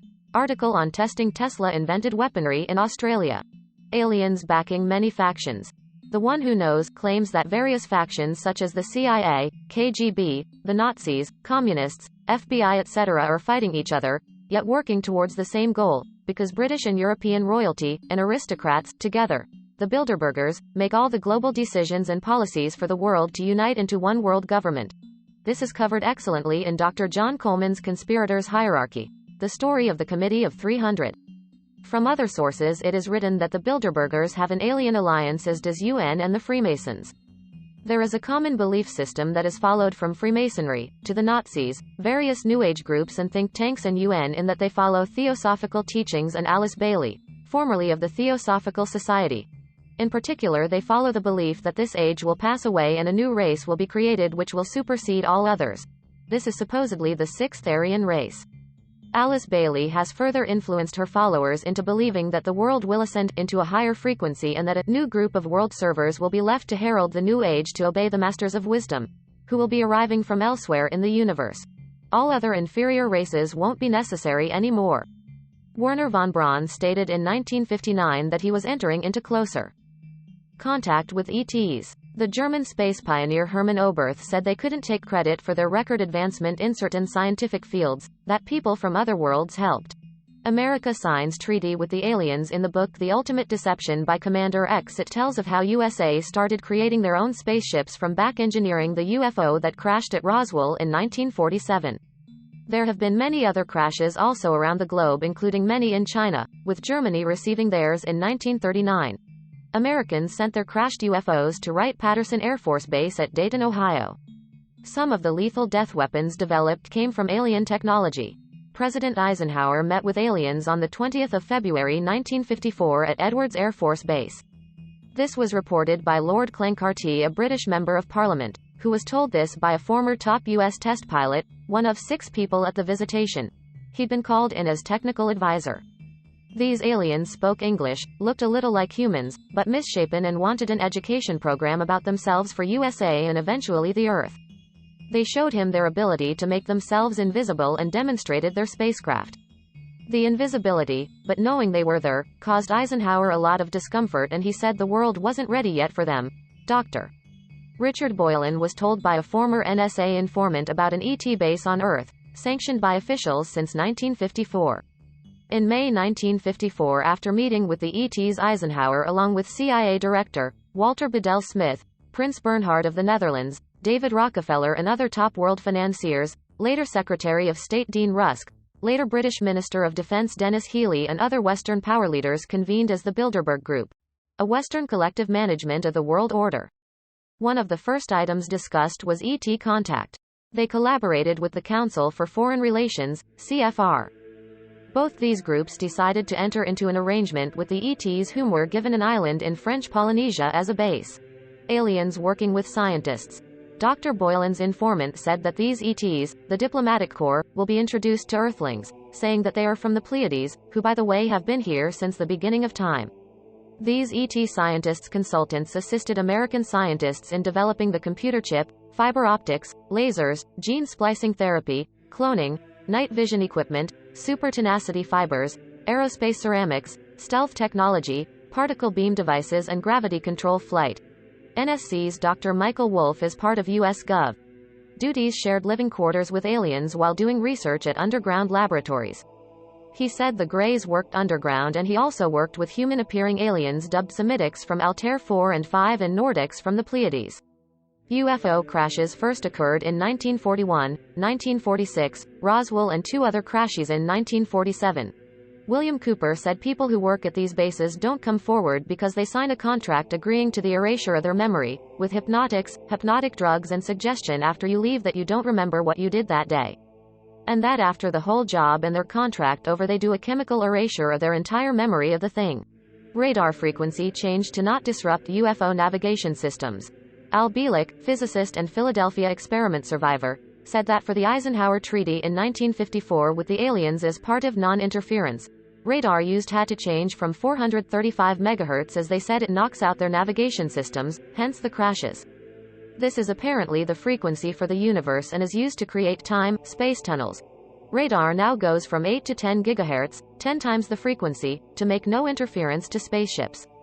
Al also said that Roosevelt had already met with two groups of aliens in 1934 during the Depression and had elected to work with the Blue-Grays. They arranged to swap technology in exchange for allowing people to be abducted. He'd already met with Pleiadians, but they wouldn't give him weapon technology, so they went over to the Germans. Nikola Tesla is said to have developed anti-gravity technology early this century, and claims to have spoken daily with ETs. The world's most advanced mathematician Ramanujan says he was in contact with a goddess, and also the physicist Walter Russell with a cosmic messenger. Eisenhower's alien meeting in The Ultimate Deception by Commander X, Frank Stranges, a man who was friends with one of three Venusians dealing with the Pentagon, has this to say of the meeting. During this meeting of Pres. Eisenhower with the aliens in 1954, 3 UFOs landed on the runway. The president had with him several members of the Joint Chiefs of Staff, several members of the National Security Council, a representative from Rockefeller's office and a representative from the Rothschilds. They viewed a UFO about 30 feet in diameter. The UFO dematerialized in front of their eyes. They have pictures of this, and apparently the UFO is still at Edwards Air Force Base in CA. They say it was the direct cause of Pres. Eisenhower's first heart attack. To this day nobody has been able to crack into the UFO. Lasers didn't even warm up on the surface. Every president has been to see this spaceship.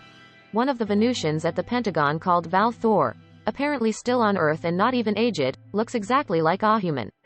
This story is covered in The Ultimate Deception, where there is a photo of Val Thor. Nordic aliens from the Pleiades and other places also look exactly like us, and claim that the Scandinavians are their descendants. It has been said that the Nazis down in Antarctica are in league with renegade Pleiadians. Hitler has also said to have been in touch with Pleiadians. Al Bielek also writes this. Hitler's Alien Alliance. In the book Extraterrestrial Friends and Foes by George C. Andrews, it tells of Hitler's alien alliance. George says, in his opinion, that in the ceremonial black magic practiced by the elite corps of the Nazis, the Black Order, now the innermost core of the CIA, that was created from former Nazis that came to USA, contact was established with the Greys. The Bavarian Serpent Worship Illuminati also established contact with reptoids, as covered in Cult of the Serpent by Branton. Aliens were giving technology to both sides of the war. Al Bielek says that with the deal with aliens and Pres.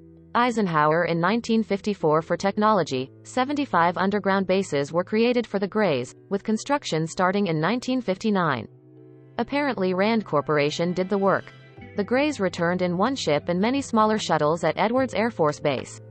He claims there are now over 1 million Grey on Earth today. After the Philadelphia experiment on the 12th of August 1943 created a rift in time to August 12, 1983 by opening a vortex between the two dates, large spaceships have been able to enter our world, using time travel to get here. It was set UPBY the aliens, he says, and they started to arrive in even greater numbers after the time rift. Big ships would park in orbit and they literally started invading Earth en masse. Aliens working with Americans in underground bases. Continuing with The Ultimate Deception, the first official communication between the intelligence officers of the U.S. Gov. And the occupants of 3 alien saucers took place on April 30, 1964 at Holloman Air Force Base in New Mexico. Once again, secret deals were made to exchange technology for allowing aliens to abduct humans and to ignore cattle mutilations. Aliens are still working together with U.S. scientists in underground bases on anti-grav technology and genetically engineering hybrids. This is being done at Pine Gap also. However, it has been found that abductees were not just being medically examined but implanted with transmitting devices. John Lear is an ace pilot, whose father built the Lear Aircraft Company. He claims that aliens have seized control of underground faculties on military bases in Nevada and New Mexico. The aliens are putting together a Frankenstein army, part alien and part human. They first impregnate abducted women, for about 6 or so weeks. Then the woman is then re-abducted and the fetus removed to grow in a tank. Closing parenthesis. John Lear says that the military has tried to fight back but has been repeatedly overpowered, and some 65 CIA agents were shot to death by the Greys in one battle. Alien technology now in use. Aurora Hypersonic Aircraft. Branton writes that alien vehicles are being tested at the Alien Physical Technology Center at S4 at the Nevada test site and are being replicated at Kirkland AFB and Sandia Laboratories. He states also that McDonnell Douglas, Lockheed and Northrop Corps are now involved with the replication of alien hardware for the military-industrial establishment. Tim Swartz has covered a lot of this information in his 2 books Evil Agenda of the Secret Government, exposing Project Paperclip and the underground UFO bases of Hitler's elite scientific corps, and in Secret Black Projects of the NWO, anti-gravity UFOs, black helicopters and mysterious flying triangles. From other sources it is stated that former Nazi scientists began work on the hypersonic aircraft called Aurora at Area 51 in Nevada, where they back-engineered crashed UFOs. Aurora aircraft can fly at 8,000 miles an hour, more than 6 times the speed of sound, and have been traced coming from Pine Gap in Australia, and flying past Southern California to Area 51 at night, leaving behind sonic quakes. These Aurora aircraft have also been seen landing at night at RAF Machrihanish, Scotland to refuel. They then go over the North Pole back to Area 51. They also stop at an atoll in the Pacific. The speed makes it invulnerable to missiles. They refuel with liquid methane in mid-air. The craft is triangular with a diamond-shaped set of 4 lights. The Aurora research has moved to Pine Gap, and it has been also said that a new area for Area 51 has been located in Utah. Alien technology at Pine Gap. Secret technology at Pine Gap. In the book Cosmic Conspiracy by Stan Deyo, he writes that Pine Gap is 12 miles from the dead center of Australia. Ondas been drilled down 5.3 miles. This bore could be used as an underground antenna for VLF electricity broadcasts. He says as it is supposed to be involved in both upper atmospheric subsurface research, the bore antenna could be used to tune a gigantic standing wave field around the entire planet. This system could be tuned to set up a resonating electric field around the planet to an altitude of 250 miles. The book says that there are rumors saying that Pine Gap has a very large nuclear facility used to power its enormous transceiver. More rumors say also high-voltage, high-energy plasma accelerators, possibly for power generation, a death ray, or plasma cannon. Dr. Jean-François Guile writes that the U.S. base at West Cape, near Exmouth Gulf in Western Australia, has an older type of the transceiver used at Pine Gap, which is used to send electric current to submerged U.S. submarines who trail a wire antenna. It is known that electric currents transmitted in this way are referred to as plasmodynamic cells. Stan Deyo continues that a 1973 press release said that Pine Gap and its sister station in Guam, Micronesia in the Pacific, supported photographic satellites. Each weighed 11 tons, was 50 feet long by 10 feet wide, which could scan the entire surface of the Earth every 24 hours, varying its altitude from 100–200 miles for close-ups. The pictures were so sharp they could show an object 12 inches wide. They could also use infrared sensors. Anti-grav research at Pine Gap. Bill Chalker wrote for the Australasian ufologist that William Martin, a major NSA defector, revealed that U.S. has been carrying out continuous research into electromagnetic propulsion at Pine Gap since 1966. This was originally started in use after the war. It was necessary to move this to more remote spots. Security aspects have included hypnotic and post-hypnotic keys planted in personnel prior into acceptance into the project. Apparently 2 Pine Gap employees visiting Perth spoke of electromagnetic devices manifesting as UFOs and even alien beings at Pine Gap. Also 3 witnesses saw a camouflaged door open up within Pine Gap and a circular metallic craft rose vertically and silently, before taking off at high speed. This corroborates what we were told in the Fortress Australia article. Billy D. was sent a post about a man who claimed his father worked on UFOs at Pine Gap.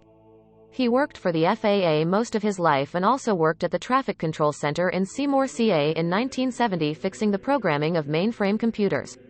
He was one of only 2 or 3 in the U.S. who knew whatever program they were installing. During the late 70s he made several trips to Washington, D.C., Atlantic City and Australia. He wasn't allowed to talk to his wife about what he did, saying it was beyond his control. She would get mad at his long trips to Australia. When the parents came to visit on one of their usual, sudden, arrivals and departures, the man noticed a locked briefcase that was chained to him. They were followed by 2 men everywhere in a car. They too became under constant surveillance and their phone waste-tapped. The son noticed vans with gov. license plates following him everywhere too and started getting threatening phone calls.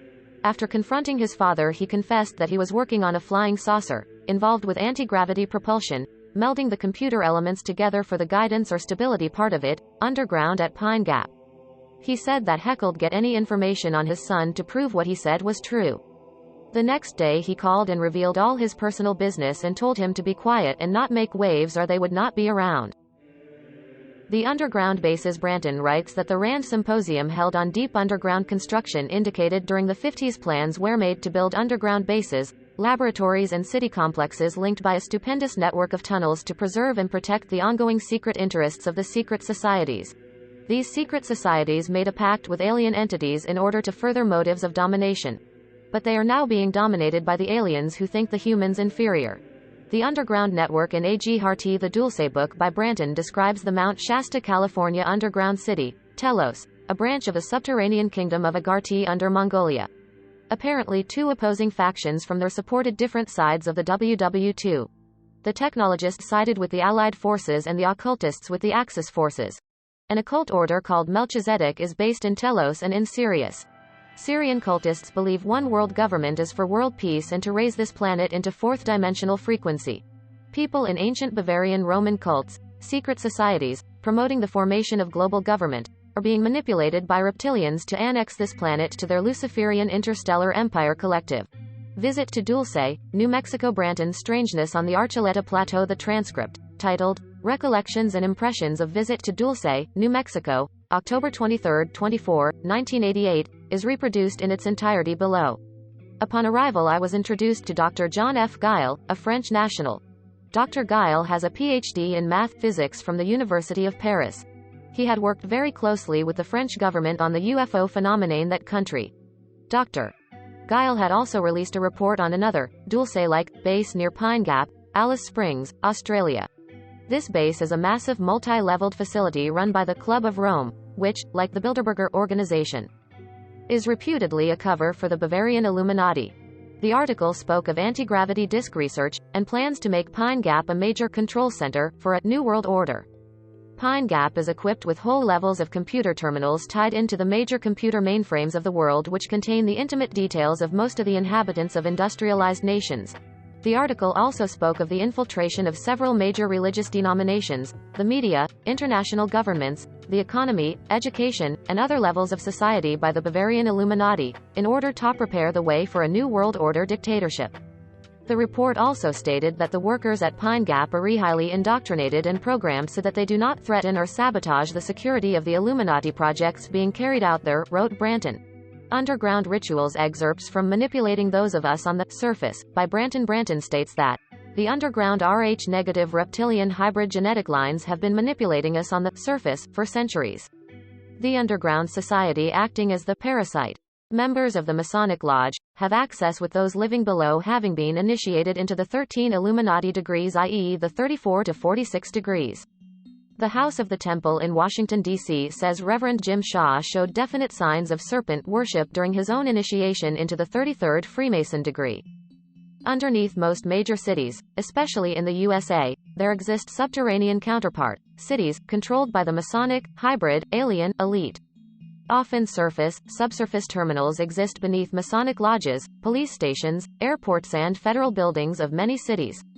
Those in the underground society have access to interstellar technology and in factor-controlled society actually serves to feed their ongoing conquests of other worlds, including the use of Montauk-like Stargate, time tunnel technology which our planetary grid, which is unique in the universe, allows. Some of the major population centers were deliberately established by the Masonic, hybrid elite of the Old and New worlds, to afford easy access to already existence underground levels, some of which are thousands of years old, and considering that Los Alamos labs had working prototype nuclear-powered thermal bore drills that could literally melt tunnels through the earth at a rate of 8 miles per hour 40 years ago, you can imagine how extensive these underground systems have become. The Cult of the Serpent. New York City is one of the largest draconian nests in the world, i.e. the ancient underground, Atlantean, systems that network beneath that area. They literally control the entire Wall Street pyramid from below with more than a little help from reptilian bloodlines like the Rockefellers, etc. Maintaining control of planet Earth is essential to the reptilian cause of conquest and control of the entire galaxy if not beyond, due to the uncommonly diverse and rare elements and resources that this planet contains, not to mention the grid system which allows for the generation of time, space gates. For instance, one couple who was initiated into the Cult of the Serpent, was later approached by an agent of a major space federation, who informed them of the many atrocities that the Alt-3 forces of Earth were committing against the peaceful inhabitants of other worlds. Branton thinks they are referring to the black operations based beneath Neuschwabeland, Antarctica, Dulce, New Mexico, Pine Gap, Australia, and Montauk, NY. For more information on the Underground Empire, and the Masonic and organized criminal connections, please refer to the following sites: the Masonic Underground Network, War of the Caverns, the Masonic Underground Bases, Interview with Alex Christopher, the Masonic Underground Cults, Caverns, Dungeons and Labyrinths, the Pine Gap Underground Base, Australia's UFO Connections. An article was sent to the Rumour Mills news site anonymously about recent developments in Australia, preparing it to be a safe haven for the global elite during a one-world government with martial law. An alien invasion may also be impending. It appears to be written by an Australian former Gov. Insider. Here is a short summary. In 1989, Australian emergency services began to be upgraded and military reservists encouraged, and the National Safety Council was started for this, NSCA. Police, fire and ambulance services are now under one roof and sold to a company called Intergraph Inc., which is a specialized American communications company said to be closely connected to the NSA. In 1976, an American John Frederick, backed by the CIA, joined and became executive director in 1982. It expanded rapidly with an elaborate base in Gippsland, Victoria, containing a private Air Force and Marine section. Australian intelligence were trained by the CIA. NSCA provided security backup to all the American secret bases in Australia, including the new Omega bases in Victoria and Tasmania. The U.S. Air Force conducted joint training exercises with the NSCA.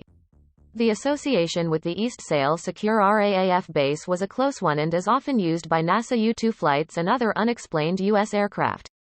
It is also the repository of secret UFO information, and Frederick Valentich attended for a special course relating to UFOs before he disappeared over Bass Strait in 1978 while reporting a close encounter with a large UFO. So concerned was Valentich about what he had seen and been told at Sale that he emotionally told his parents shortly afterwards that, should they take me, I should be okay, so don't worry, they will probably put me back. NSCA is said to be closely involved with the UFO problem and can effect retrievals on land and from the great ocean depths.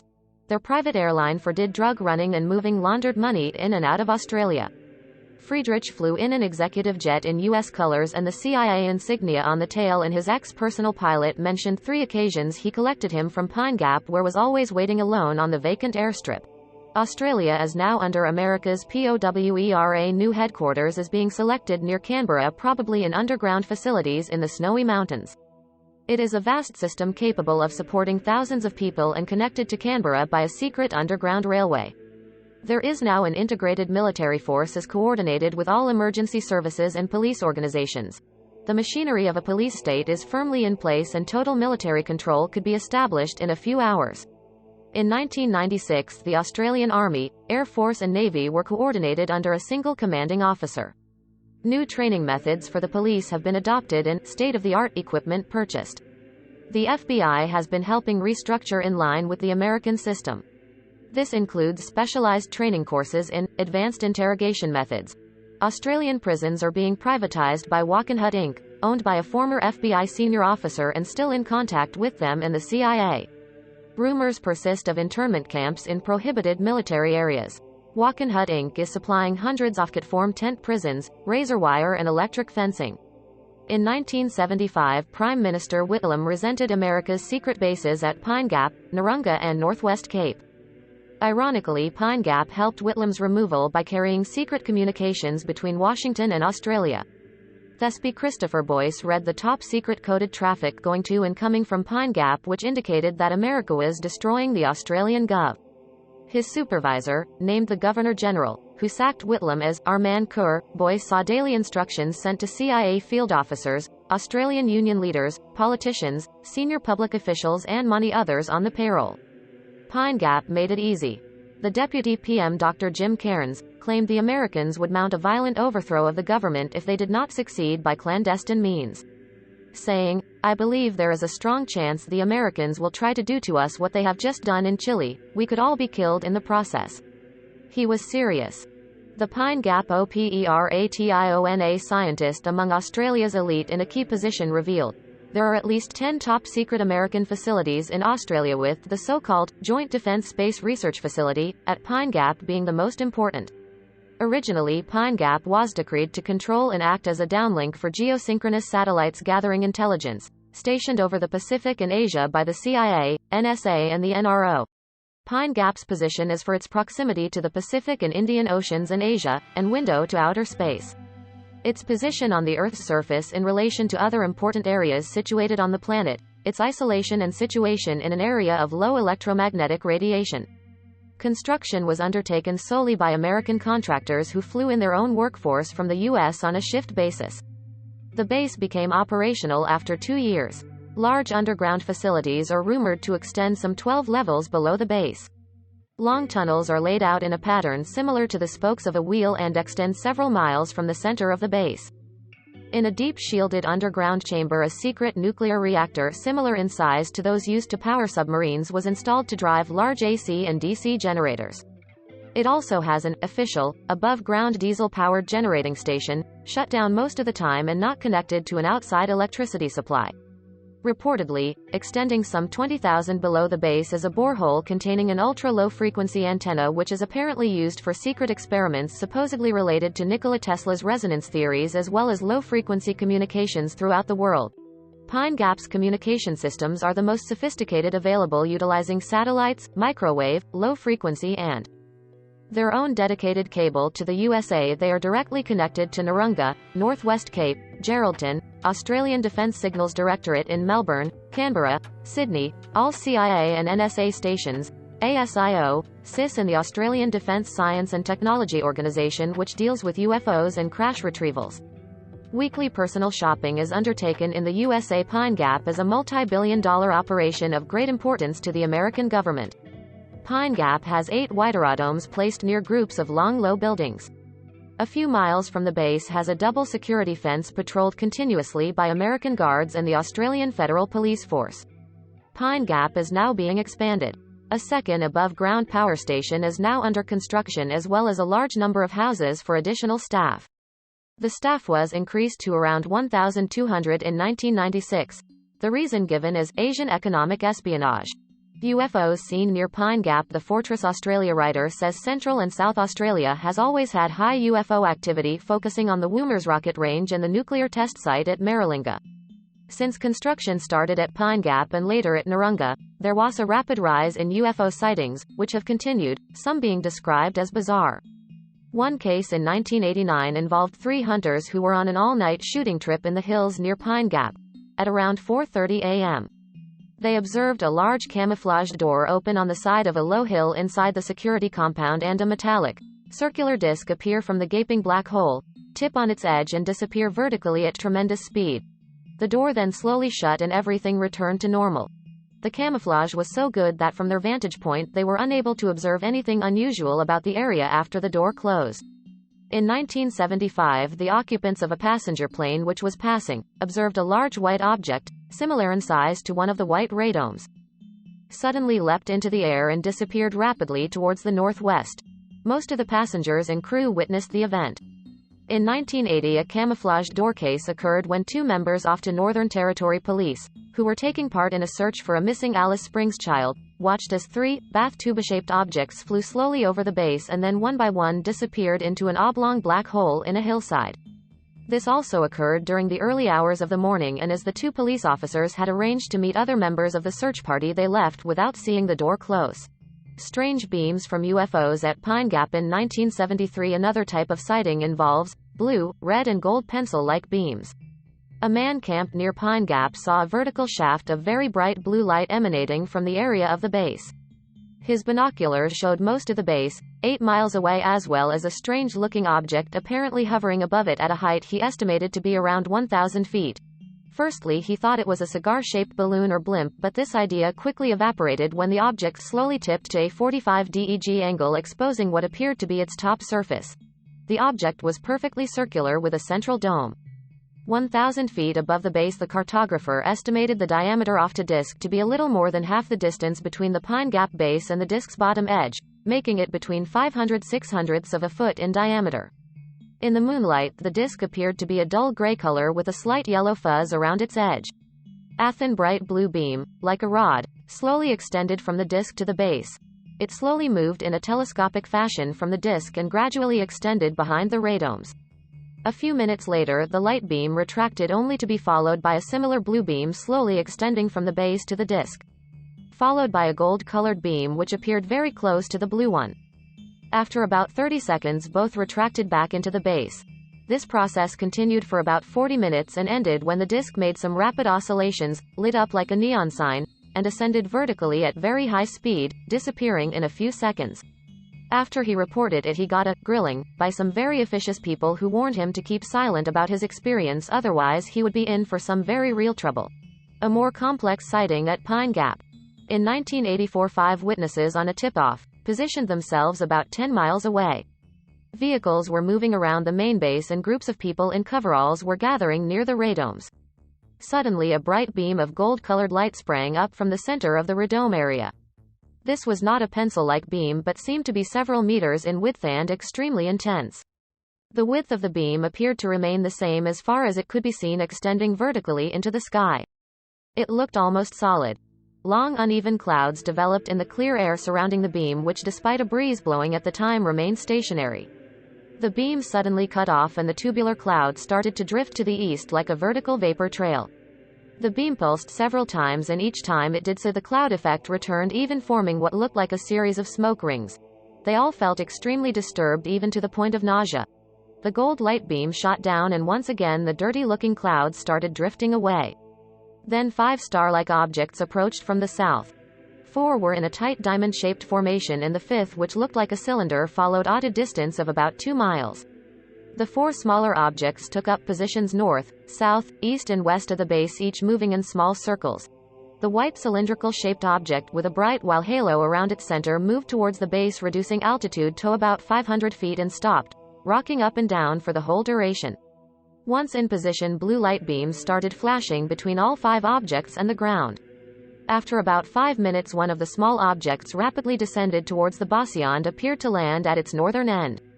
It remained for 17 minutes, then returned to its original position east of the base and approximately 1,000 feet from the ground.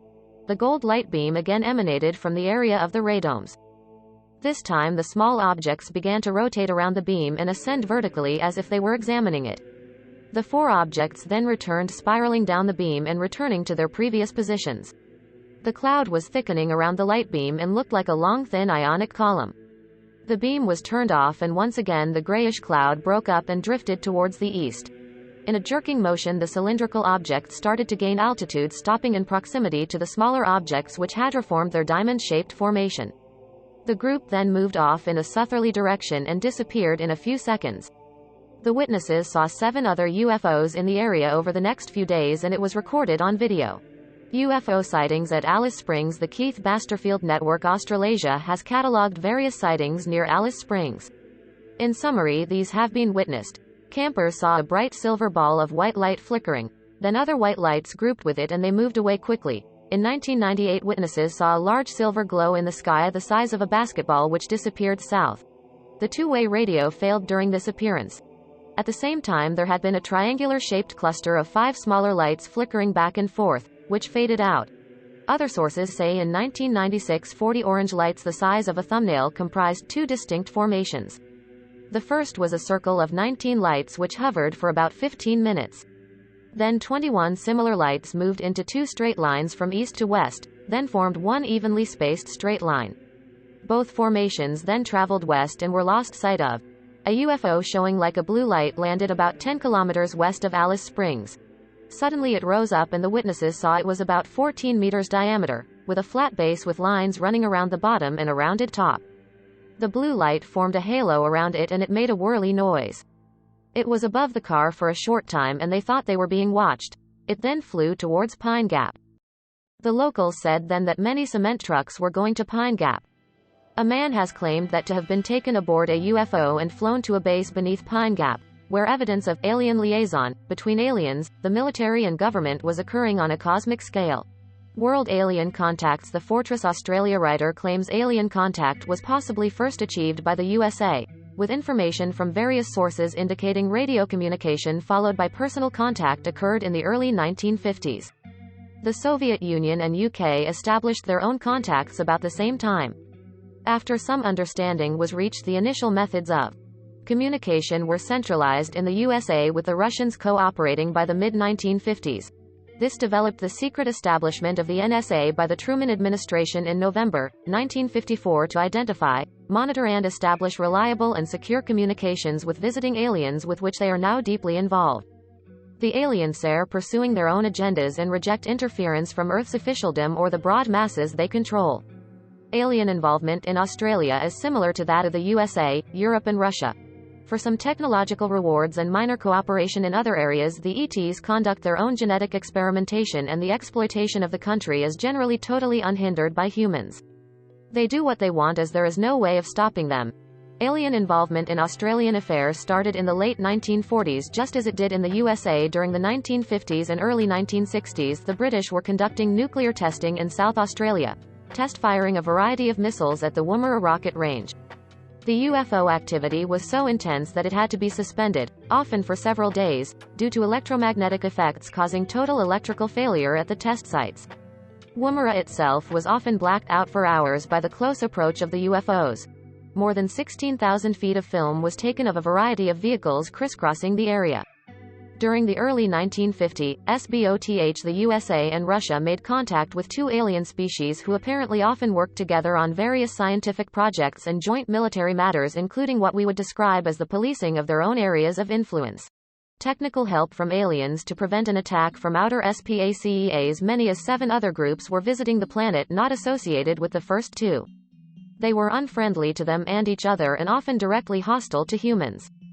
Secret official research at the time indicated that several of these groups appeared to be preparing a huge worldwide military operation or police action against the Earth. So friendly cooperation with the first two groups became even more important. Technical help provided by the two initial contact groups brought accelerated technology and made the development of SDI a real possibility. In return for our governments allowing these aliens secret exploitation of the planet and human race, they would provide the technical know-how to prevent further major wars and stop any other interested extraterrestrials from invading the planet. It has been said with some authority that they are the brains behind SDI, Star Wars, the extension of which is HARP, which is aimed at creating an electromagnetic shield around the world to prevent an attack from outer space. The Russians have actively cooperated since its inception. Such advanced defense systems required worldwide coverage involving operational centers in secure areas in several countries. Australia is utilized for this purpose. Pine Gap involves secret scientific experiments into anti-gravity and magnetic propulsion. Though its communication functions are important, its research and development sections situated below the surface are considered vital to the future of the planet. Here extraterrestrials conduct their work in partial cooperation with human scientists. They live in special conditions in virtual isolation and come and go as they please.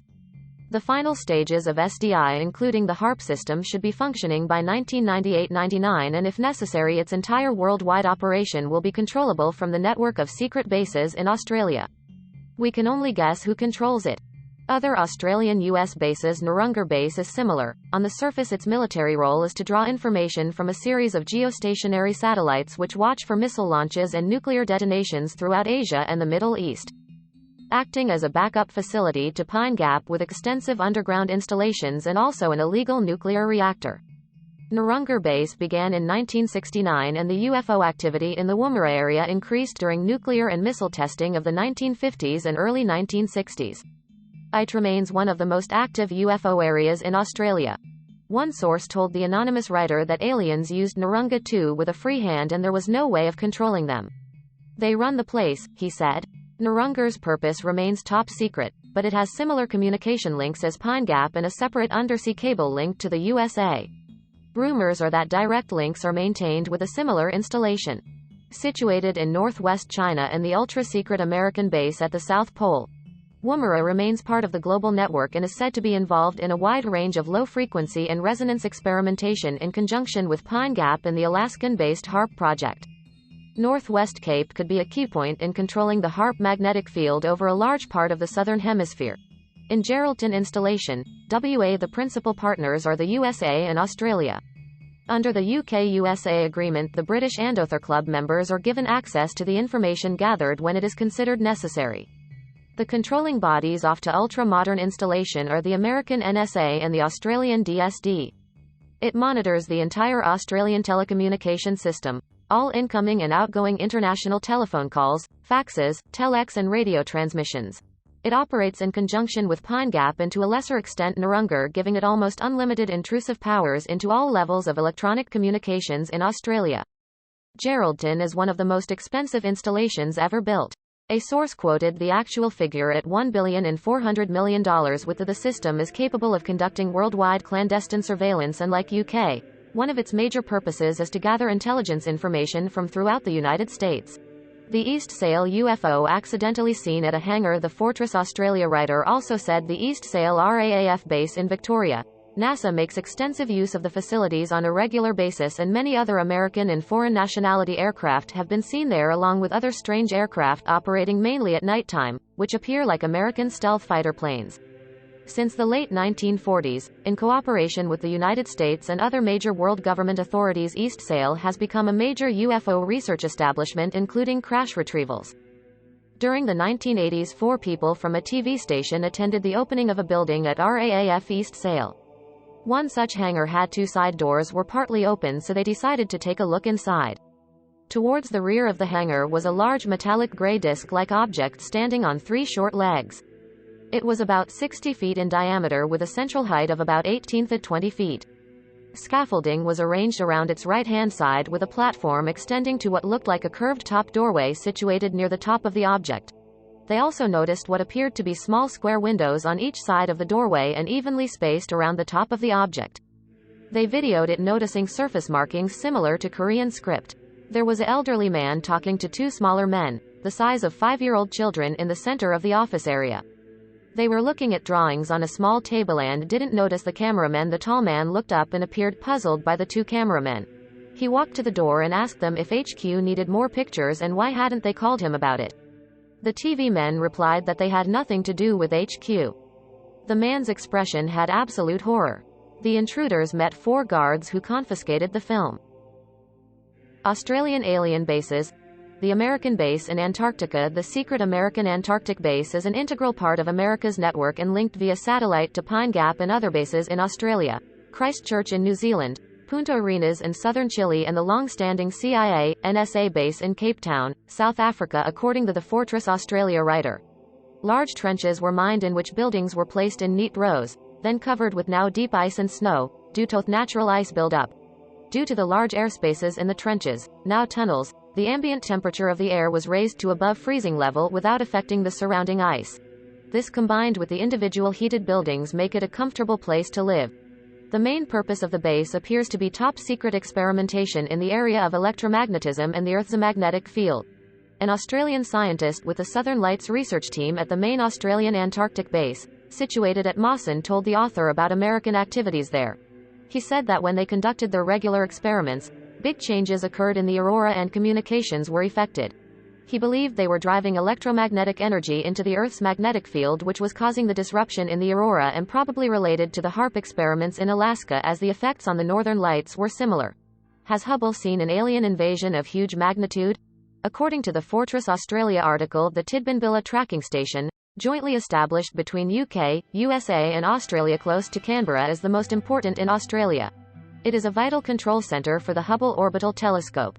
The first images received by Tidbinbilla found that virtually every star has a solar system. The truth angered the American control room staff that the Australians and British now knew. Hubble now operates satisfactorily and photographs are airbrushed before release. The Parkes radio telescopes, according to a government source, first detected intelligent signals from outer space more than 25 years ago. It has been involved with the SETI program. Parkes' hit rate was alarmingly high, so the plug had to be pulled in 1995 before too much leaked out. Intelligent radio and television signals were identified in several parts of the galaxy and emanating from areas up to 3,000 light-years away from the Earth. It's classified above top secret that technical civilizations equal or superior to our own were very active more than 3,000 years ago. They captured enhanced television pictures showing the daily life of a number of alien civilizations of ages past and still do. NSA has close cooperation with Parkes and has liaison staff posted there on a full-time basis, as an outpost of the NSA's vital intelligence gathering network. Nothing is sure, only that obvious and massive preparations are being made to protect and secure the Australian continent from a cataclysmic event. No doubt time will tell. The Fortress Australia author would like to mention that as far as possible the information contained in this report was checked and where possible attempts were made to verify it. However, it has to be borne in mind that some information may contain some inaccuracies due to the impossibility of verifying source material. Nevertheless, the author considers the majority of the information well-founded and truthful. It should also be pointed out that many of the providers of this information required their identities to be covered in such a way that they could not be identified. This involved some minor alterations to the narrative to produce such cover and has not compromised the information described in any way. Rumors have persisted in Australia that all the initial SDI experiments and developments were successful and a large part of the system is fully operated and controlled by America's secret Australian and Antarctic bases. Tracking deep space activities. It has been said that the real secret is in Canberra, not Alice Springs at the Tidbinbilla tracking station, outside Canberra, which, besides controlling and tracking military satellites, is also involved in deep space vehicle control. CDSCCIS responsible for the tracking of spacecraft that partake in interplanetary missions. The complex is a NASA facility operated under a USA-Australian government agreement which involves JPL, CSIRO Australia and British Aerospace Australia. Reports coming in from Tidbinbilla, by someone who worked there, were on weather control, UFOs, killer satellites and much more. There is a huge high-tech James Bond-type operation hub in Canberra. There is a rumored system called the Deakin Exchange which is the grown-up big brother of Echelon, and not under the NRO. Pine Gap for the elite after the stock market crash. Dr. Guile writes that several times, locals have seen white discs about 30 feet in diameter being unloaded from large U.S. cargo planes at the airport serving Pine Gap with the USAF emblem on them. It seems likely that discs are assembled and based at Pine Gap because many discs seen at night would confirm this. Much furniture has been delivered by plane from the United States. The locals also say that an enormous amount of food is stocked in warehouses of what could well be a true multi-leveled underground city. Dr. Guile writes that shares put on the market at the same time will cause a stock market crash of such magnitude that all the national economies of the West will collapse at the same time. Cash will worthless and the risks of a global confrontation, planned, will be high. The purpose of Pine Gap and other underground bases' purpose will become obvious. If a global confrontation is going to break out, those bases will serve as a place of safety for the politicians and their staff, as well as the international financiers, their family and friends. Plastic cards will be necessary. There will be abolishment of all ownership rights and in the setting up of a world government that will ensure peace. The underground bases will make possible the disappearance of those who do not conform. There are already many concentration camps. Our new masters will end up saying they have the alien support, and that way are on the eve of a golden age and it will be the worst dictatorship ever known to mankind according to Dr. Guile. William Cooper says all the CIA directors and secretaries of state were all members of the Council on Foreign Relations and also the MJ-12, which includes Kissinger. They rule U.S. George Bush, former CIA director, was called upon by the committee to smuggle the drugs in through his offshore oil platforms in 1955 as there are no customs on these. The secret government kill America's children for the alien projects with their agreements with alien nations to rule the world jointly. They can make U.S. currency worthless at any time and bring everyone under control with their global credit card. What else is at Pine Gap? Standeo also asks if Pine Gap could be a man-made city of multiple levels, used to shelter key U.S. personnel in the event of some disaster. Among some of the major contractors and suppliers for Pine Gap have been Collins Radio, McMahon Construction, LTV Aerospace Company, a conglomerate of electronics and aircraft manufacturing subsidiaries, and IBM. Stan says it is rumored that there are super IBM computer systems on a floating platform, down the well, underneath the facility. IBM has mammoth computers which can recognize both voice and visual patterns. Their main memory sizes are said to be in excess of 2 billion bytes. The first two antennas for controlling and communicating with satellites we reconstructed in 1966-67. Pine Gap became operational in 1970. In 1974, unauthorized photos and other information from inside the faculty are reported to have been sold to Russia. In 1991, Pine Gap is instrumental in tracking Iraqi Scud missiles, with satellite imagery tracking the Iraqi troops. By 1996, witnesses saw a triangular craft crash or land rapidly at an area west of Pine Gap. Diane Harrison of the Australasian Ufologist magazine wrote a good description of Pine Gap and says there are now about 18 satellite control antennas, making it one of the largest satellite control stations in the world for satellites parked in fixed orbits above the equator. The most recent satellites are 300 feet diameter. They intercept signals in the VHF, UHF and millimeter wave frequency bands. Within that frequency there are 4 categories of signals. The first category monitors signals transmitted in the course of advanced weapons development, particularly ballistic missiles. The first satellites were designed for this and monitored Russian missile development programs and now monitors other countries. The newer satellites are now primarily for the Soviet Union. This intelligence is shared. The technological achievements of Pine Gap. The second category monitors signals from large radars, including ones associated with anti-ballistic missile fields. Air defense radars, radars on ships. Analysis of this tells a lot about the capabilities of those anti-missile and anti-aircraft systems in the various air defense fields around the globe. Thirdly, intercepting the communications of other satellite systems, i.e. communications which are going up from ground to communication satellites which are also based in fixed orbits. Listening satellites parked close to the communication satellites. Finally, they monitor a wide range of other microwave emissions on the Earth's surface, including long-distance phone calls transmitted via terrestrial microwave circuits, enabling them to monitor military, political and government agencies or private individuals.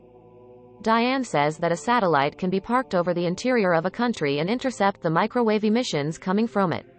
The satellites are under the control of the CIA, who in turn answer to the NRO, National Reconnaissance Office. There are 8 large radomes that cover the antenna arrays which keep sand etc. away and conceal the antenna's position from enemy spy satellites. There are a wide range of communication devices: HF radio, underground cable, Telstra telephone and telex, 2 satellites communication terminals to occupy the on average 1,200 staff. The staff have to wear color-coded ID to match the color ribbons running along the walls. U.S. Military Airlift Command carry thousands of tapes home for further study and send parts and supplies twice weekly.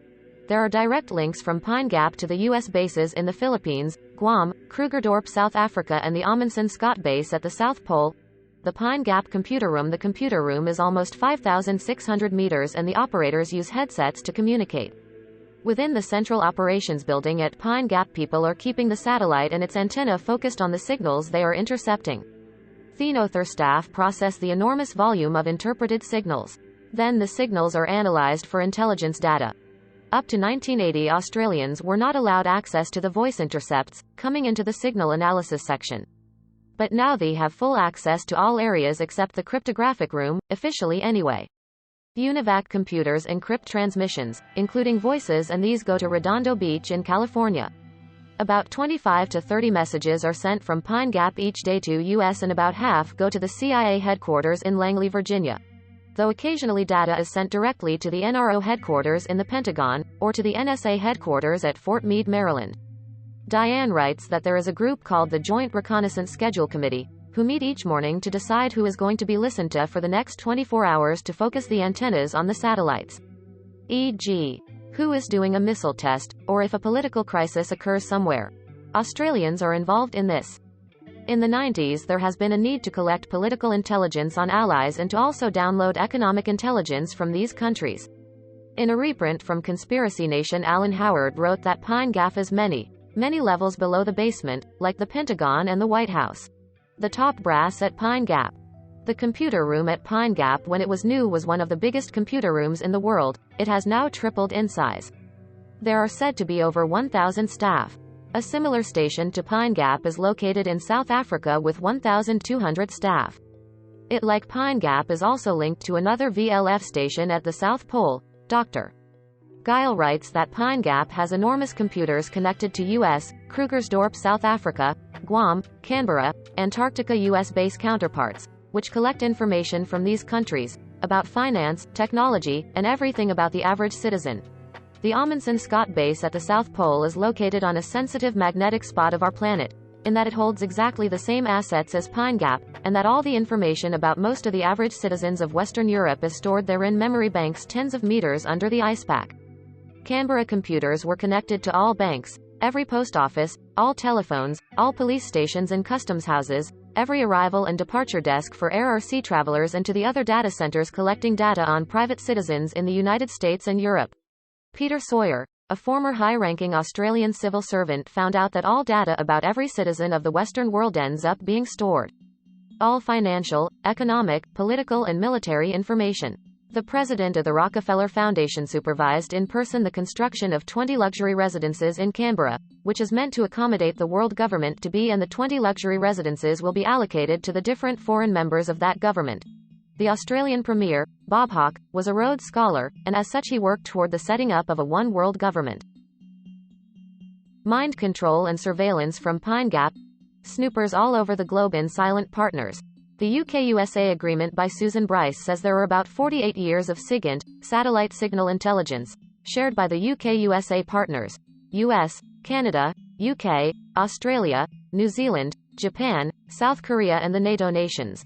Some also say Germany, Norway and Turkey are in too, and also China on a limited basis, as well as communications interception and satellite spying. There is an interest in undersea activities. Could it have something to do with the over 1,400 alien bases here on this planet, including many undersea? The UK-USA pact has been gathering intelligence on the former Soviet Empire for 40 years. Kim Philby leaked this to Moscow. Pine Gap, Nurungar and Menwith Hill operate under this pact. Menwith Hill covers communications and phone calls between USA and Europe in UK. Signatories to UK-USA standardize intercept handling procedures and indoctrination oaths.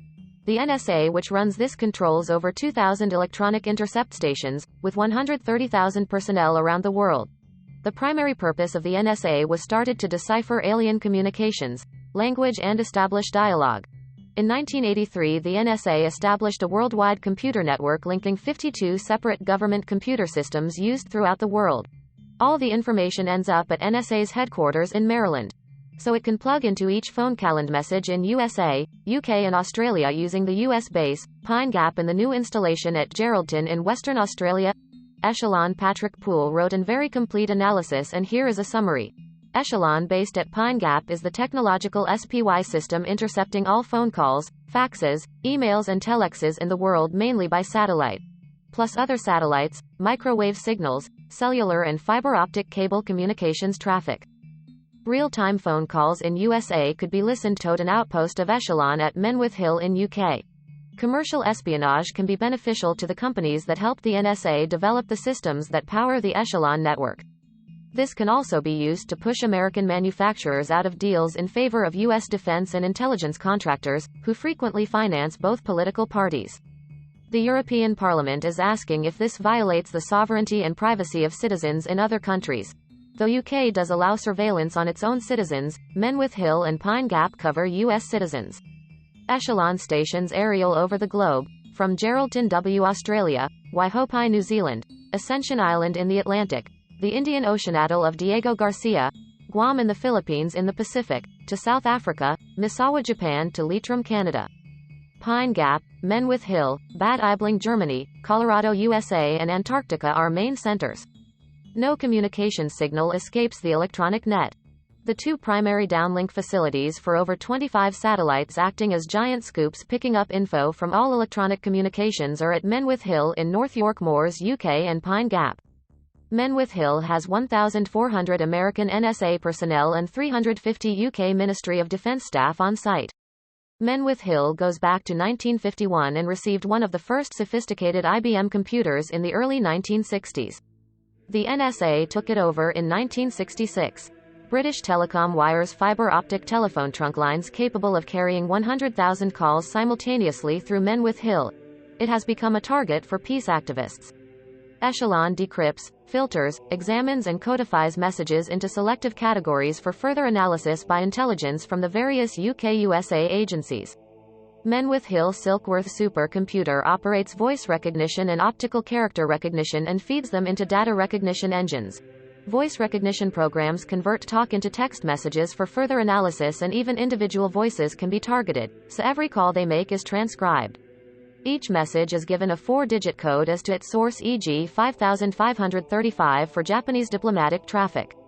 Keywords are kept up to date by dictionary managers. Messages are transmitted to each agency's headquarters via a global computer system that acts as the nervous system. Echelon II Patrick further exposes the echelon information tracking outcome of spying on enemies, allies and private citizens.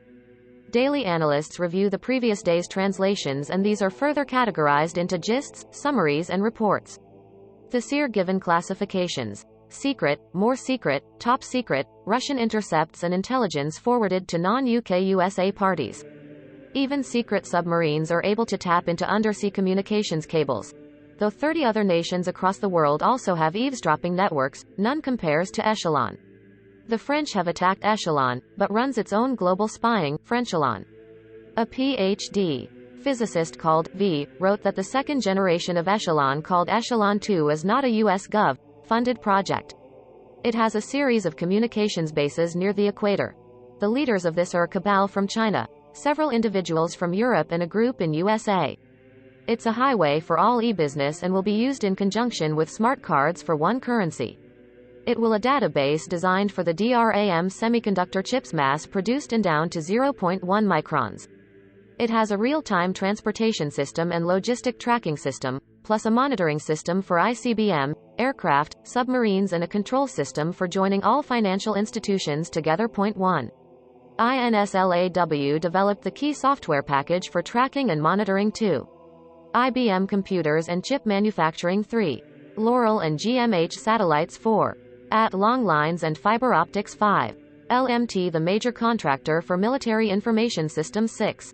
Lehman Brothers, will be their banker and financial controller 7. GM the major civilian transporter. These 6 companies will be worth $4 trillion and the board of directors and the CEO chairman have been careful not to break any laws to achieve this, including setting up plants in China. Dr. Armstrong said to the Senate Judiciary Committee, "We work in the gray area." Many deaths have occurred by people investigating the INSLAW monitoring technology, which uses a backdoor in computer software programs to feed information back to an intelligence agency. Project LUCID Beast 666 Universal Human Control System Tex Mars in his book Project LUCID writes that every person on the planet will be issued a smart ID card to be monitored 24 hours a day, 7 days a week by Central Gestapo consisting of agencies made up of the FBI, KGB, CIA, DIA, NSA, IRS, EPA, OSHA, NCIC, USDA, FDA, NRO, BATF, FinCEN, INS, DOJ, WTO, Europol, Interpol, Mossad and the MAB. He says resistors will have microchips surgically implanted in their brains. All manufactured goods will be marked with the number of the Beast, 666, which is the ISO 9000 certification system. The Bilderbergers, secretive groups of about 125 of the richest and most powerful industrialists and bankers on the earth, comprising black nobility and European royalty in touch with the ETs that the CIA follows, the Council of Nine, made the command decision for ISO 9000.100 countries have adopted it and it is fast becoming the sole requirement for conducting commerce in all nations of the world. The NSA, who controls LUCID giant computer network, correlates, deciphers and analyzes data and reports from international banks, 32 directorates of UN, the core of the secret societies, the Vatican and various agencies of 170 nations.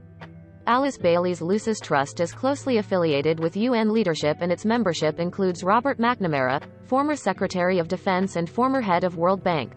The primary goal of the Lucis Trust is a new world order, one world government presided over by a world teacher holding Office of Christ for the age. Bearing in mind that the Nazis, Freemasons, UN leaders and many New Age gurus follow Alice Bailey and the sideshoot groups, so it all makes sense.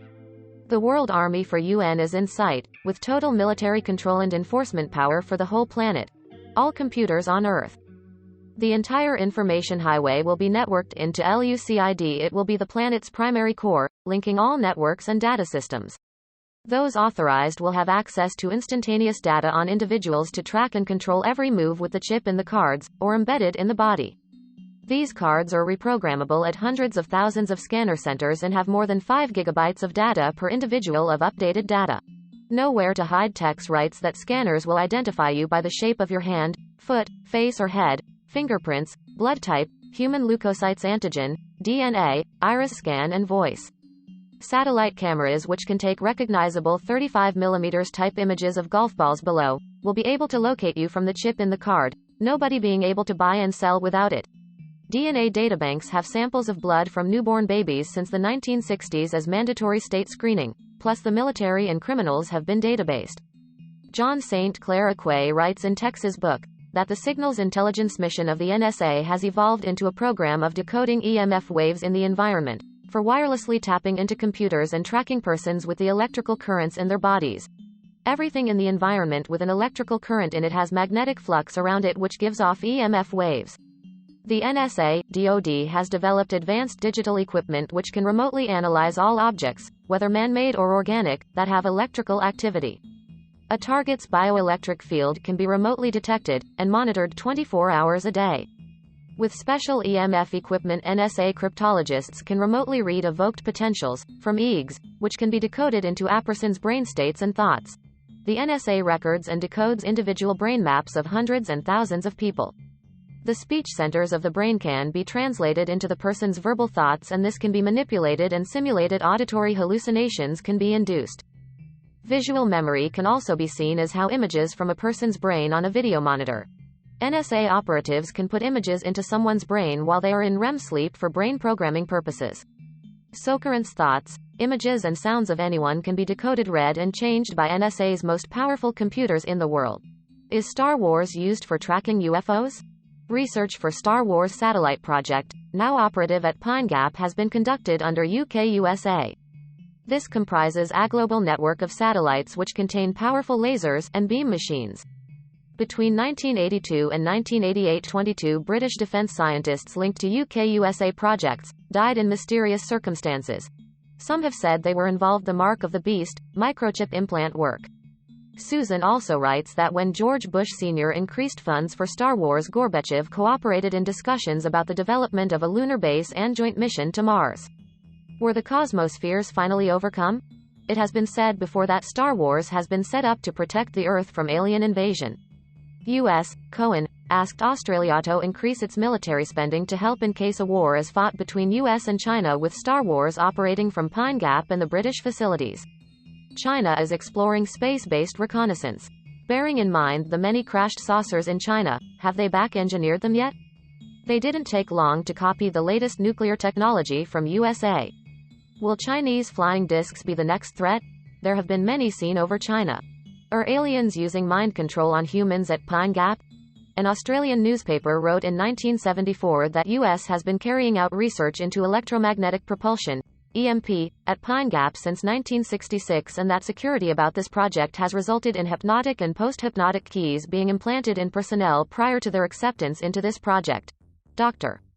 Guile writes that the Pine Gap employees working on the base, and especially those earmarked for duty on electromagnetic propulsion projects, have undergone brainwashing and even implantation of intracranial devices. The most powerful mind control is still trauma-based, built on a foundation of multiple personalities, which are dissociated personalities in parts of the mind.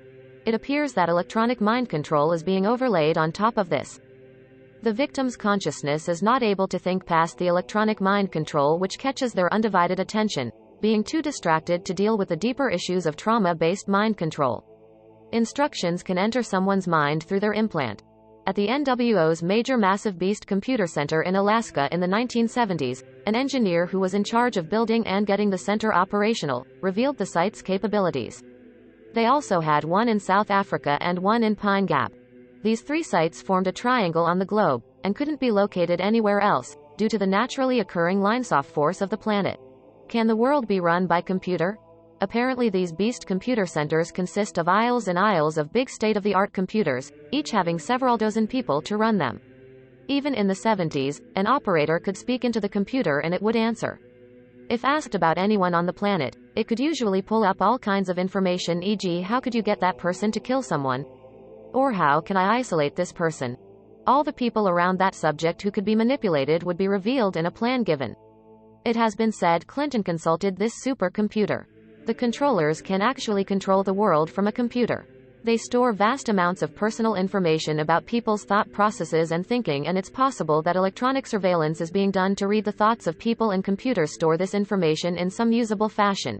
People who invent and work at state-of-the-art technology say this is old technology. Large neural computers that have artificial intelligence using neural processing like the human brain are being used. A war could be created between any two nations by asking about a country and then how to start one. There is a network of Cray-type computers, perhaps similar to the EMAS system of Cray computers that E-Systems developed. Such a system can store 5 trillion pages of text and work with that database with lightning speed. The engineer-operator of the Beast computer said that this system was obsolete in 1973, which is why he revealed the information. Are supercomputers controlling our reality? Al Bielek also said that the aliens gave the info to build Cray computers at Montauk, which were used to create time portals. It was a computer that sent Edward and Duncan Cameron back to 1943 to destroy the ship Eldridge. He says the radio frequency operating at Montauk was 435 MHz, which is the frequency for the entire universe. This frequency was used to create time, space tunnels to Mars.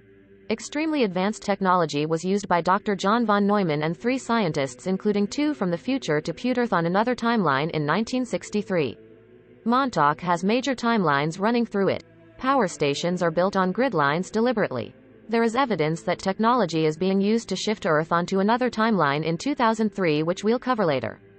Today's 9 Beast computers are much better at speech than the 3 Beast computers in 1973. They can hear human voices, determine what language and answer in it. These computers link directly to thousands of mind-controlled slaves and via various methods almost instantly control the behavior them. Anchorage has a NSA listening post near the HARP project, whose signals travel on a field line to Pine Gap. The Beast computer is also linked there as well as satellite systems. HARP uses 3 powerful transmitter sites in Alaska. The Thought Police. An anonymous former Gov. Source says the human brain, if it has a Memex brain implant they control, can interface with the Beast computer, which acts as a vast repository of human knowledge as well as answering questions to essentially all previously answered questions instantaneously. If the human brain has some type of virtual reality holodeck attachment, the computer can even walk the slave through a realistic setting indistinguishable from the real world. He goes on to say that one victim has ELF and VLF waves of 435 and 1080 MHz signals targeted on her. 435 is in the 400 to 450 MHz band, which is the window to the human consciousness, and 1080 is in the 1000 to 1200 MHz band. 435 MHz is converted to 1080 by interaction with the high-atmosphere HARP project. HARP can create time portals and time rifts also. Paul Baird wrote in his Nazis of the New World Order article in the Exposure magazine, Ost, that every single phone call, fax, email, telex and computer data message can be intercepted and analyzed by Echelon worldwide. The Echelon computers can scan all satellite, microwave, cellular and fiber optic contacts for keywords and phrases. He said that the CIA use it to protect their own drug-running operations and spy on their opponents together with their mafia partners. Paul writes that the head of NATO's non-lethal weapons initiative wants all humans implanted at birth. Satellite mind control. Paul Baird writes Gov. Agencies can use infrasound laser weapons coming from remote satellites to cause illness and painto targeted individuals. Visual holograms and blurred vision can be effected by satellite lasers aimed at tracked individuals. They can also use neurophones, which is a device to convert sound to electrical impulses. A directional satellite laser or microwave targets an individual's nervous system and it enters the brain as voice threats or noise. These can come from any direction and can be perceived as ghosts, God's voice, aliens, Satan or laughing. Silent subliminal words can target people too, to make them think thoughts are their own.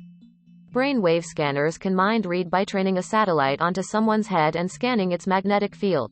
Patterns which show particular emotions can be read and more can be sent back to change the emotional, psychological state. EEG results of computerized brainwave scanning can be relayed to US Gov. Faculties, and the thoughts can be interpreted instantaneously, with a brainwave vocabulary, developed from the CIA's LSD experiments. Remote torture or interrogation can be carried out by staff at computers thousands of miles away. Psychic phenomena and coincidences, Paul writes, can be arranged using brain scanning technologies. Could every citizen be brainwave scanned by Echelon at Pine Gap and thoughts suppressed? Only those in with them would profit and only those who questioned nothing would escape scrutiny. No military or federal law enforcement would be necessary. Is this what the entity Maitreya said through Benjamin Cream would be used to replace law enforcement worldwide when the entity holding the office of the Christ, for the age, sits on his global throne? Montauk time travel. Space-time manipulation at Montauk. This is from Branton's Redbook. New York, Montauk, an underground base 8 to 9 levels deep below Camp Hero at Montauk Point, Long Island, which is reportedly occupied by Chackers from Alpha Draco, Greys from Rigel Orion, Black Ops and German intelligence, Thule Society agents. The Montauk mind control and space-time manipulation projects were based there and at 25 other bases around North America and reportedly involved over 25,000 abductees, who have been programmed to serve the as sleeper agents of the New World Order. The computer archives of the Montauk project are housed in the underground facility near the Alsace-Lorraine region near the German-French border, and is known as the Montauk Alsace-Lorraine Time Archives, MALTA. Entrances reportedly exist under the old 7-story Montauk Tower in the nearby town of Montauk, near the Sage Radar Tower and buildings to the north, under the old Montauk Air Force Station, Block Island, East Hampton, in a hill near the lighthouse at Montauk Point itself, in the cliffs overlooking the beaches near Camp Hero, behind the so-called cement bunkers that have been sealed, under the mystery closets which can be seen throughout the area, and connecting the basements of 3 buildings, now demolished, in the Shadmore area directly west of the Ditch Plains public bathhouse and parking lot. An entrance near a boulder which sits along the west side of the SE entry road to the base, and also at Fort Pond Bay. Source: Preston Nichols, Peter Moon, Duncan Cameron, Al Bielek, Michelle Guerra, Michael Ash, Mr. X, John Quinn. Supermen and hybrids at Montauk. The CIA, operated by Nazis, experimented greatly to make a person into a Superman. And they are still doing it with human-alien hybridizations in CIA-run underground installations where they bring abducted people to take their eggs and sperm to do all sorts of experiments, including cloning. Hybrids are implanted in women and then later removed after about 6 weeks to grow in tanks. Put, Superman, Puro, etc. In the article Let's Talk Montauk by Joyce Murphy, it is stated that Area 51 along with Brookhaven are time portal areas, and it is rumored that people enter a building of Area 51, seemingly into a short corridor or loop and walk out at Pine Gap. Bob Lazar, who used to work back engineering alien craft at Area 51, says this in an interview in Benny Goodman Happening in a summary of the main points. The aliens get from A to B bending space and time, using gravity. The alien craft have 3 gravity amplifiers on the bottom, which they will focus on the point they want to go to. The craft will spring to there much like a rubber band stretched goes back to its point of origin, when the gravity generators are turned off. He says there's no linear travel through space. It actually bends space and time and follows space as it retracts. They can also pull gravity around the ship to make it dematerialize. It's also the reason why the crafts appear as if they are making 90-degree turns at some incredible speed. It's just the time and space distortion being seen. We're not seeing the actual event happening. Are Nazis running Montauk? There have been 2 separate reports of kangaroos hopping around on Long Island. The Montauk project, also on Long Island, is said to be financed by the German Krupp family, owner of the German munitions factories for the 2 world wars and controlling ITT, as written in the Montauk Project by Preston Nichols and Peter Moon, and is connected with Brookhaven National Laboratories. Joyce Murphy wrote that there is evidence of Montauk being used for top-secret, ultra-classified research into interdimensional technology, quantum and particle physics, black hole simulation, psychotronics, super-powerful electrical fields, weather control, electronic and rug-based mind control, genetics and particle beam technology. It has been suggested that the real HARP project is located there now, and much info on this can be found in the works of John Quinn in Montauk and HARP. Fighting Future Wars Now. Joyce Murphy writes that Brookhaven is located on an intersection of the Earth grid, and Montauk Point itself is a powerful natural Earth energy location which supposedly connects with Menental, Cornwall, England.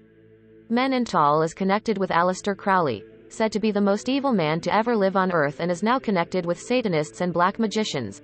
Montauk too has carried some very evil experiments, and it's said that hundreds of skeletons were found in that underground faculty, before they poured tons of concrete into all the openings after 1983.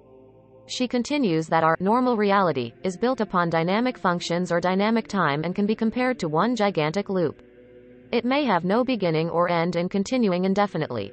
Alternate realities are extraneous loops off the main reality added onto our original timeline. It has been said by others that many natural timelines for this planet converge at Montauk. Joyce writes that computer and Duncan Cameron were able to effectively rip open a hole in spacetime from 1983 to 1943 to correct situations aboard the Eldridge as it went through the time warp, changing the past to change the future, creating a paradox.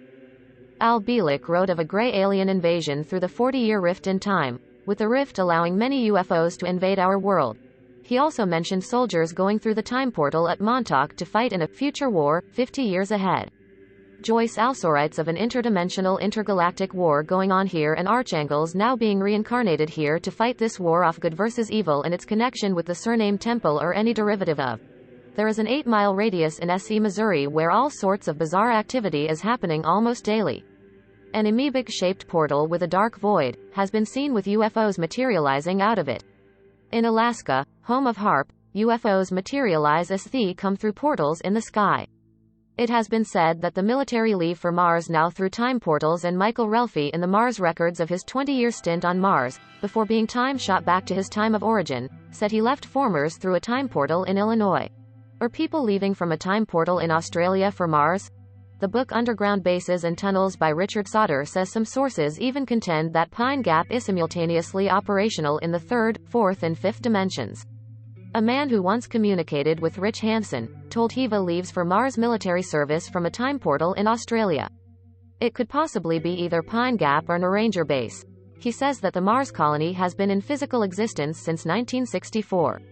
He joined the program when the terraforming began in 1983, and this was then 3 years into a 20-year plan. He is now manager of the terraforming branch. The other branches are energy, habitat, they have over 2,000 residents now, quantum physics and vehicle construction. The largest and most expensive is vehicle construction, because of the interstellar traveler. He says all personnel and patrons are voluntary, including himself. It is an English-speaking world conspiracy. When he is Earthside, he is restricted to the base, location classified, in Australia, with occasional visits to a city, usually Sydney or Melbourne for their universities. He won't be given permission to move back to Earth until the project is completed. He wrote the emails in encryption. Scientific American writes of weird quantum experiments in bilocation. The incredible acceleration reported for UFOs and their ability to function undersea as well as above atmosphere would make a trip to Mars quick and easy even without jump gates.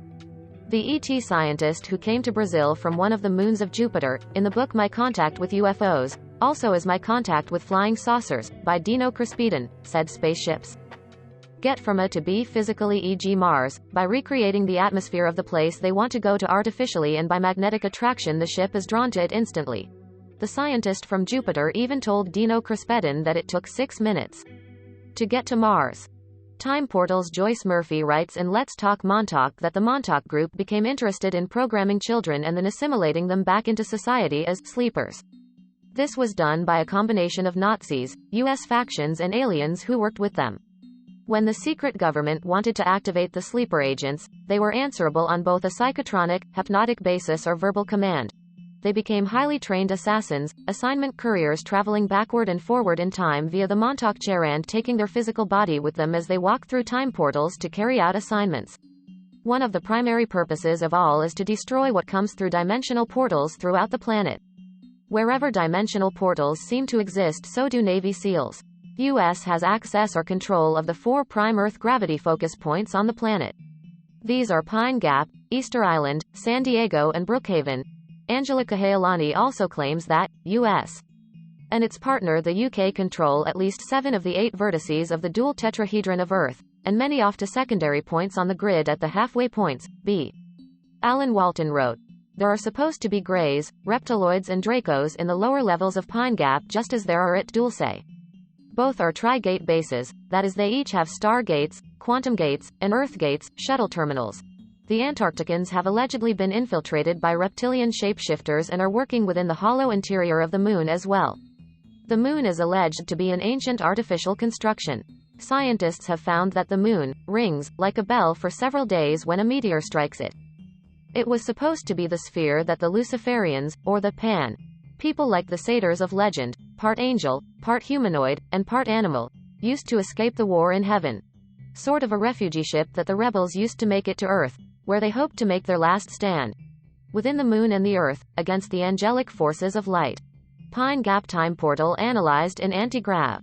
Book Men with Hill UK listening station is exactly opposite Pine Pap coincidentally, and like Pine Gap is free from electromagnetic interference, which is necessary to manifest computerized time portals to Mars created by radio waves. Pine Gap is said to be able to be used as a portal to Mars. The Northwest Cape transmitter in Western Australia is exactly opposite the middle of the Bermuda Triangle. The book Anti-Gravity and the World Grid, edited by David Hatcher Childress, has many maps on dimensional portals, and on page 79 there is a map of Earth gravity focus points. There are vortex points all over the globe, including Lopdor, China, which we will get back to shortly, as it is connected to Pine Gap Military Base and is marked by James Hurtick as a place where the ET, Masters of Wisdom, as termed by Theosophy, will arrive on this planet along with Pine Gap, both being dimensional doorways. The map shows the vortex areas, and one is at South Africa, where there is another CIA-run base connected to Pine Gap. Harmonics to make time portals in Australia. In the Australasian Ufologist Volume 3 Number 3 there is an article by Graham Stewart called Harmonics of Wycliffe Well in the Devil's Marbles area. In it he writes about evidence that there is a major covert scientific operation to create space-time portals in Australia. Harmonic positions in a triangulate shape are linked from the Devil's Marbles area in Northern Territory to the Pine Gap facility and again the park's radio telescope. Strange lights appeared stationary in the sky for several weeks in 1994, that moved in a highly erratic manner before darting off at phenomenal speeds. Phones, faxes, EFTPOS machines had trouble functioning when these objects appeared. He wrote that it may be possible to physically observe a type of shimmer effect at certain times during the Earth's orbital motion around the Sun. The matter-antimatter harmonic for Devil's Marbles is directly associated with matter transfer and time displacement. Graham writes that at the Devil's Marbles position, where the wave of sightings were, all the harmonics values together could produce an interdimensional portal or time-matter shift. Are UFOs entering Earth through these time portals?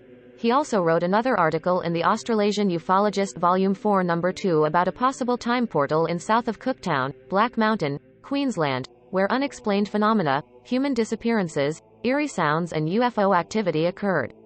Harmonics put it in sympathetic resonance with the energy grid as a whole. A particular harmonic at that position could alter the vibrational rate of the matter-energy field as the Sun's position changes due to the Earth's orbital position. Light may be like the aurora borealis. More information here. Bruce Cathy on the grid lines. Bruce Cathy in his book Harmonic 33 wrote that UFO sightings occur in a regular grid pattern of 30 nautical miles apart or 54.46 kilometers, and that they are rebuilding a world grid system from which they can draw motive power. They are possibly outsourcing the grid for navigational purposes. He worked out that the grid pattern consisted of lines spaced at 30-minute intervals orientated just on 6 degrees displacement from true north. Eventually, two similar grids were found to be interlocked with each other, creating rather a complex pattern which could be further reduced to lines with a spacing of 7½ minutes. He formulated a series of harmonic unified equations which indicated that the whole of physical reality was in fact manifested by a complex pattern of interlocking waveforms. He found that the harmonic values could be applied to all branches of scientific research and atomic theory. 360 is the frequency number of the universe. The lines of magnetic force that make up the global grid are always 30 arc-minutes apart. Every half DEG is a potential track line for a total of 72 DEG lat and long. The study of the various patterns of grid lines in relationship is called harmonics. Cathy, in order to invent a system, changed the day into 27 grid hours, instead of 24 hours. This makes 97,000 grid seconds. Harmonics divides these seconds up into different numbers which express a different vibration. We can have harmonic time, and the speed of light or sound can be calculated by this method using hyperdimensional physics. Deliberately place nuclear blasts on sensitive points, along with activity at ancient sites and the placing of the world's power stations on calculated key gridline areas affect our reality as it appears in matter. Cathy connected this grid and the energy it produces with the unified theory of physics. Uniting gravity and electromagnetism can produce UFO propulsion systems.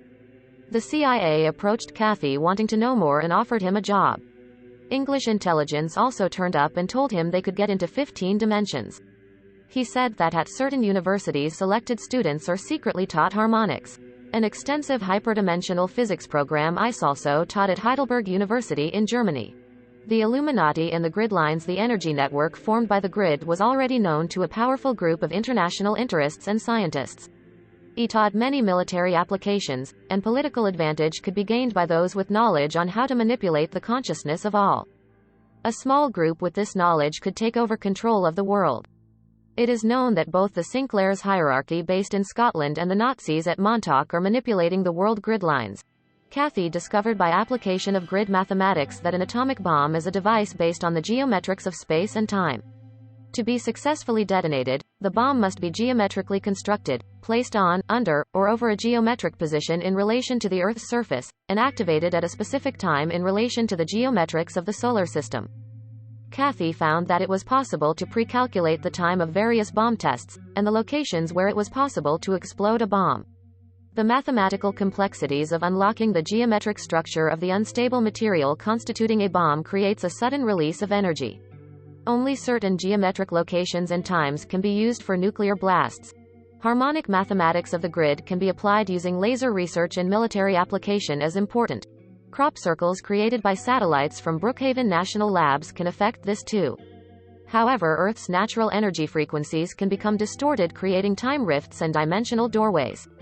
Graham Stewart writes that during 1912 to 1918, the geographic North Pole was in the center of Earth's axis, but from 1962 to 1969, this axis has been moving further and further from what was considered the true center. He says that the wobble at the North Pole is growing and that the Earth may be ready to do a flip, with the heavy ice sheets at the poles ending up around the equator. This would be very convenient for the Nazis at their home in Antarctica. The technicalities of ascending a physical body into another form. David Wilcock writes that, our consciousness is the projector. The conscious, I am, part of our individuality passes from one pulse of physical matter to the next within our physical body, giving the illusion of constant reality and the passing off time. He writes that we have a twin stream of consciousness on the antimatter side of the cycle that creates a mirror image of our own individual personality. If the frequency of pulse manifestations is altered even fractionally, our awareness of reality here will shift from one spatial point to another. He says that we are constituted of wave forms which resonate within a range of frequencies which control the physical processes of our limited world. Any alteration of these frequencies would cause our consciousness to move into the antimatter twin. We would shift or ascend from this reality into one comprised of antimatter. One would have to change the radius of spiral motion of the waveform of the matter and antimatter pulse. David Wilcock on the Kathy grid. Do gravity distortion areas have times for opening portals? Bruce Kathy sums it up by saying that if matter and antimatter are both formed by the same harmonically locked waves spiraling through space, in alternate pulses of positive or negative charge, then time would not be reversed during the negative part of the cycle. Both the positive and negative pulses, because they occur alternately, would form two similar interlocked time continuums flowing in the same direction. By altering the pulse rate of matter manifestation, time is also increased or decreased. It is said that antimatter duplicates matter in mirror-like reversal, and possibly time itself is reversed. In gravity distortion areas, gravity and light waves are warped. The effects pass through a 90-day cycle in an oval-shaped area. Toyne Newton in The Demonic Connection, writing about Guy Underwood's observations, says that the ley line or gridline energy, coils of serpent power, runs in a wave motion, forming a network on the face of the Earth, and that it affects the growth and germination of trees and plants. It is perceived and used by animals. Stone circles have a particularly strong magnetism, and the lines of magnetic current pass from power point to power point. Ancient engineering knew about these lines of current in order to build standing stones in areas in which it is harnessed. The direction of its flow varies with the phases of the moon. Changing the grid lines. Master grid engineers in the book Anti-Gravity and the World Grid, in chapter Ley Lines and the Meaning of Adam, Richard Levitin mentions that master grid engineers were and remain knights of the Holy Grail. He talks about the human-grid interface and how it is expressed as consciousness technology. He calls it spiritual engineering, and relates it to the second coming of Christ. A change in the polarity of the electric current flowing through the grid communicator at Avebury introduces a new light-life consciousness spectrum for Earth. A literal upgrading of ourselves by electrocuting matter and transfiguration into the fourth dimension. He claims that nearly 2,000 energy centers or time portals 1/4 to 1 mile in diameter exist as centers of light around the world, linked by interwoven gold and silver lines, which emanate like cords from their crowns. These are all joined together at master energy centers. He names Earth's planetary chakras, which would be the master energy emanating centers around the globes, as situated here: Crown, Mount Cook, NZ Brow, Lop Nor Mongoliathroat, the Pyramid Egypt Heart, Inner, Avebury, Outer, Glastonbury England, Solar Plexus Ayers Rock, Central Australia, not far from Pine Gap, Sacral Machu Picchu, Peru, Route Mount Shasta, California. Straight running lines are of two forms, one averaging 5-30 miles connect one portal to another, and another kind make an angular light matrix around the planet. Each portal has the capacity to affiliate up to 48 smaller energy centers through a series of spiraling lines. He says potentially there are 83,808 energy centers around the world. Levitin claims the same agencies, whom he calls the Elohim, Adam's parents and God's agents who originally engineered and installed the grid network system in accordance with Hermes principles, have come back to reactivate it to maintain the health of both human and Gaia. He claims that there are many grid lines above the Earth, with the final one being 2 miles above human consciousness and gravity. He writes that the solar logos, a theosophical term meaning the God who gives the sun sentience, is a component of the galactic logos, the God of the galaxy. This force enters the Earth through the primary energy center of the Earth at Avebury and is then distributed throughout the globe as Gaia's emotional lifeblood. He says we stand on the threshold of transcendence, of attaining in consciousness that fourth-dimensional quality called anti-gravity. There is a stellar grid too, where stars are connected, called the crystal grid. Here restrictions can be transcended and human consciousness can depart the solar system, soaring off in a burst of light into the fourth and fifth dimensions, free from gravity. Gravity is described as only the weight of mind, body, emotions bounded by the linear time-space fishnet of the grid. So anti-gravity technology is basically a consciousness technology, to enable a transcending mastery of the grid. He says unilaterally, instantaneously, synchronously we will be raised out of gravity trap we're all stuck in into the realm of anti-gravity, where we'll advance further. A change in the polarity of the electric current through the magnetic field motors at Avebury means we will rise into the next dimension, to the realm of the gods, and then comprehend our true status in the solar paradigm. We'll be dead too. But we don't want that bad old gravity, do we? It's such a hindrance to our ongoing evolution of consciousness. The soul of the planet at Agharti. Levitin claims the soul of the planet is at the Gobi, Lop, Nor deserts of Mongolia and China. It is situated in a quasi-physical, quasi-etheric interdimensional realm, but can be entered physically occasionally by human adepts through various geomantic doorways around the Earth. At that level that encounter the planetary logos called Sanat Kumara, a theosophical term, who presides over Earth's inner life.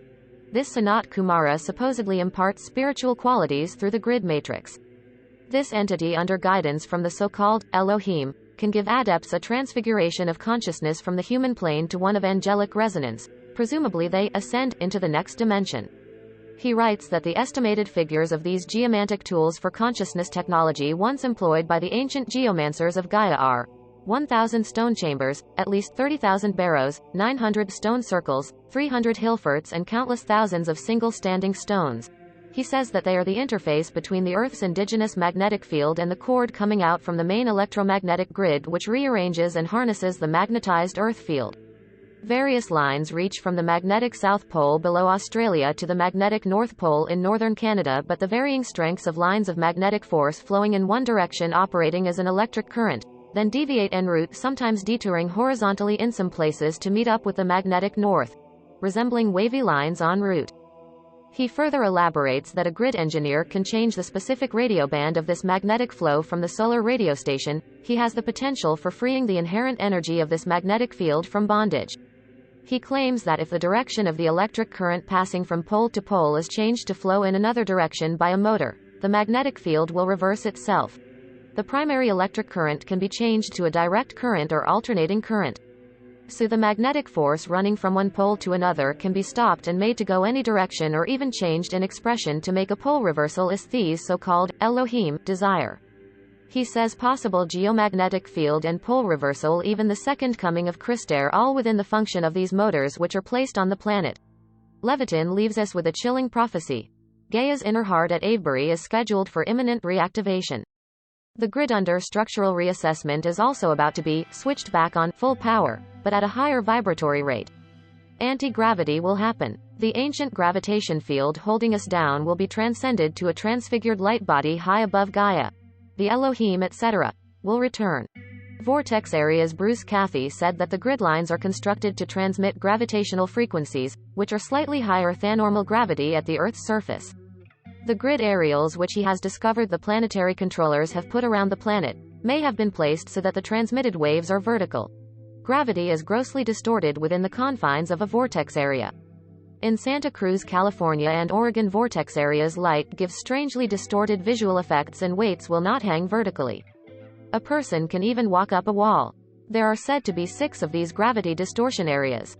He suggests that aerials could have been placed at far as 36 nautical miles underground.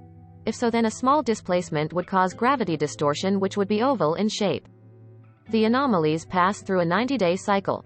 He concludes that the world grid is harmoniously attuned to the Great Year cycle of 25,815 years, the amount of time it takes for the Earth to be pointing to the pole star by precession of the equinoxes. He divided the number of days in a great year as found from grid values, by the number of days in one cycle off to gravity anomalies. He found it possible that the geometric cycle traced through space every 90 days does have a connection with variations in the gravity effect using harmonics. Are we changing our timeline by using crop circles to reroute LEYLINES? Many things tie in with Nazi scientific activity after the war, and we find that Nazis are linked with developing Russian anti-grav saucers, starting the CIA, working at Montauk on time travel, working at Area 51 on back engineering crashed UFOs. Werner von Braun, the former Nazi rocket scientists developing the NASA space program, they are still in Antarctica and now number 2 million according to Branton. As Pine Gap is run by the CIA, a Nazi organization, and it is connected by a time portal to Area 51 and to the Antarctica base. Let's look more closely at what technology is available to do what. It has been written that Brookhaven National Laboratories in Long Island, New York was also run by former Philadelphia experiment technician Dr. John von Neumann in the book by Peter Moon, The Montauk Project. Brookhaven has been said to be responsible for creating crop circles by satellite. Some say masers are used on satellites. Could it be that they are rerouting the timelines holding the present reality together by altering the flow of time that the grid, ley lines uses to hold this present reality together? The energy of the grid lines flows from one vortex to another around the planet. It is said that many timelines converge at Montauk in New York. Could they be changing the reality we are presently expressing to one where the Nazis won the war? Al Bielek says that many timelines are available, containing different scenarios. The German Dr. von Neumann, according to Al Bielek, along with 3 scientists from the future, changed the present timeline in 1963 to avoid a midpoint collision of the forward and backward ripples of time that occurred from the time rift opening at both 1943 and 1983. These would have smashed together and done a lot of damage to this world, had not technology taken us off this destiny. Is something planned again for 2003? Where time can be manipulated again apparently every 20 years. Looking at many different seemingly unconnected areas, we find a common goal of world domination of the consciousness of mankind, flowing through the grid lines, by mind control technology and occult ceremonies, where different forces are burrowed into the consciousness of all. Are reptilians in cryogenic suspension headed our way? The preparations for an impending disaster and evidence of a fleet of invading hostile reptoids arriving to claim back this planet as their own has been found in other literature and will be covered further on. There are a series of articles on Steve Branton says. Then there are the allegations of the existence of Nemesis, a huge frozen planet about the size of Jupiter which actually was a potential star which did not have quite enough mass to ignite. The Dracos have supposedly been using Nemesis for centuries, as a cryogenic freezing zone to store away reptilian warriors in suspended animation for future use. It is actually the closest neighbor to our system, and out in the direction of Orion. However, it can only be detected by secret government IRIS, infrared, satellites because the planet is only slightly above the absolute zero temperature of space. It has supposedly been seen coming towards us at a slow rate, indicating that it is maybe a binary companion to our own star Sol. Nearly all of the asteroids that have been detected in our solar system as having carried out course changes and suspected as having been used as operational bases for alien abduction scenarios. Nearly all of these, according to late Phil Schneider, aka Creston, originate from Nemesis, which seems to be jointly used by the reptilian forces of Alpha Draconis, Rigel Orion, and Sirius B. Spaceships coming and going from Pine Gap. It has been said that Pine Gap is a UFO guidance system because UFOs have been seen flying in a straight line to Earth from the facility. Starfleet International, according to Branton, the deepest levels of the U.S. government has an ongoing covert space program, utilizing advanced aerospace and propulsion technologies. The clandestine and illegal funding for this has been kept secret with deadly force. He says George Andrews suspects that Starfleet International consists of human military personnel only, while the United Federated Planets may somehow tie in with the non-human entities such as the Serpent Race, or the Greys. UFP may involve interaction with the federated, human cultures. There may be evidence that certain constituted government officials, who are loyal to the American Constitutional Republic, have secret alliances with the Nordics, whereas the secret government collaborators who are loyal to the Bavarian Roman Empire. tend to collaborate with the Saurian Greys.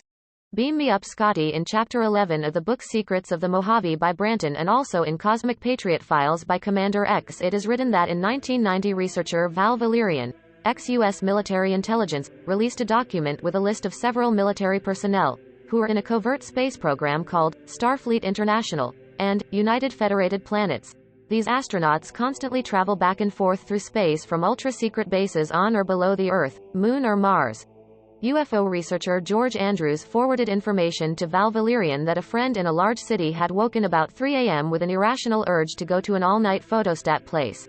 A Navy officer was just leaving and threw some papers in the trash, which she retrieved. On them was a list of 46 names of an interplanetary crew, which included females. Some names were repeated throughout. G. Ferguson, Kasky, Taylor, Burrell, Stevens and Miller. 11 names were traced to the U.S. military. More than half the 46 names were listed on the Clan Sinclair database. This database of Grail family names includes MacDonald, Stewart, Cameron, Campbell, Bruce and other Scottish clans.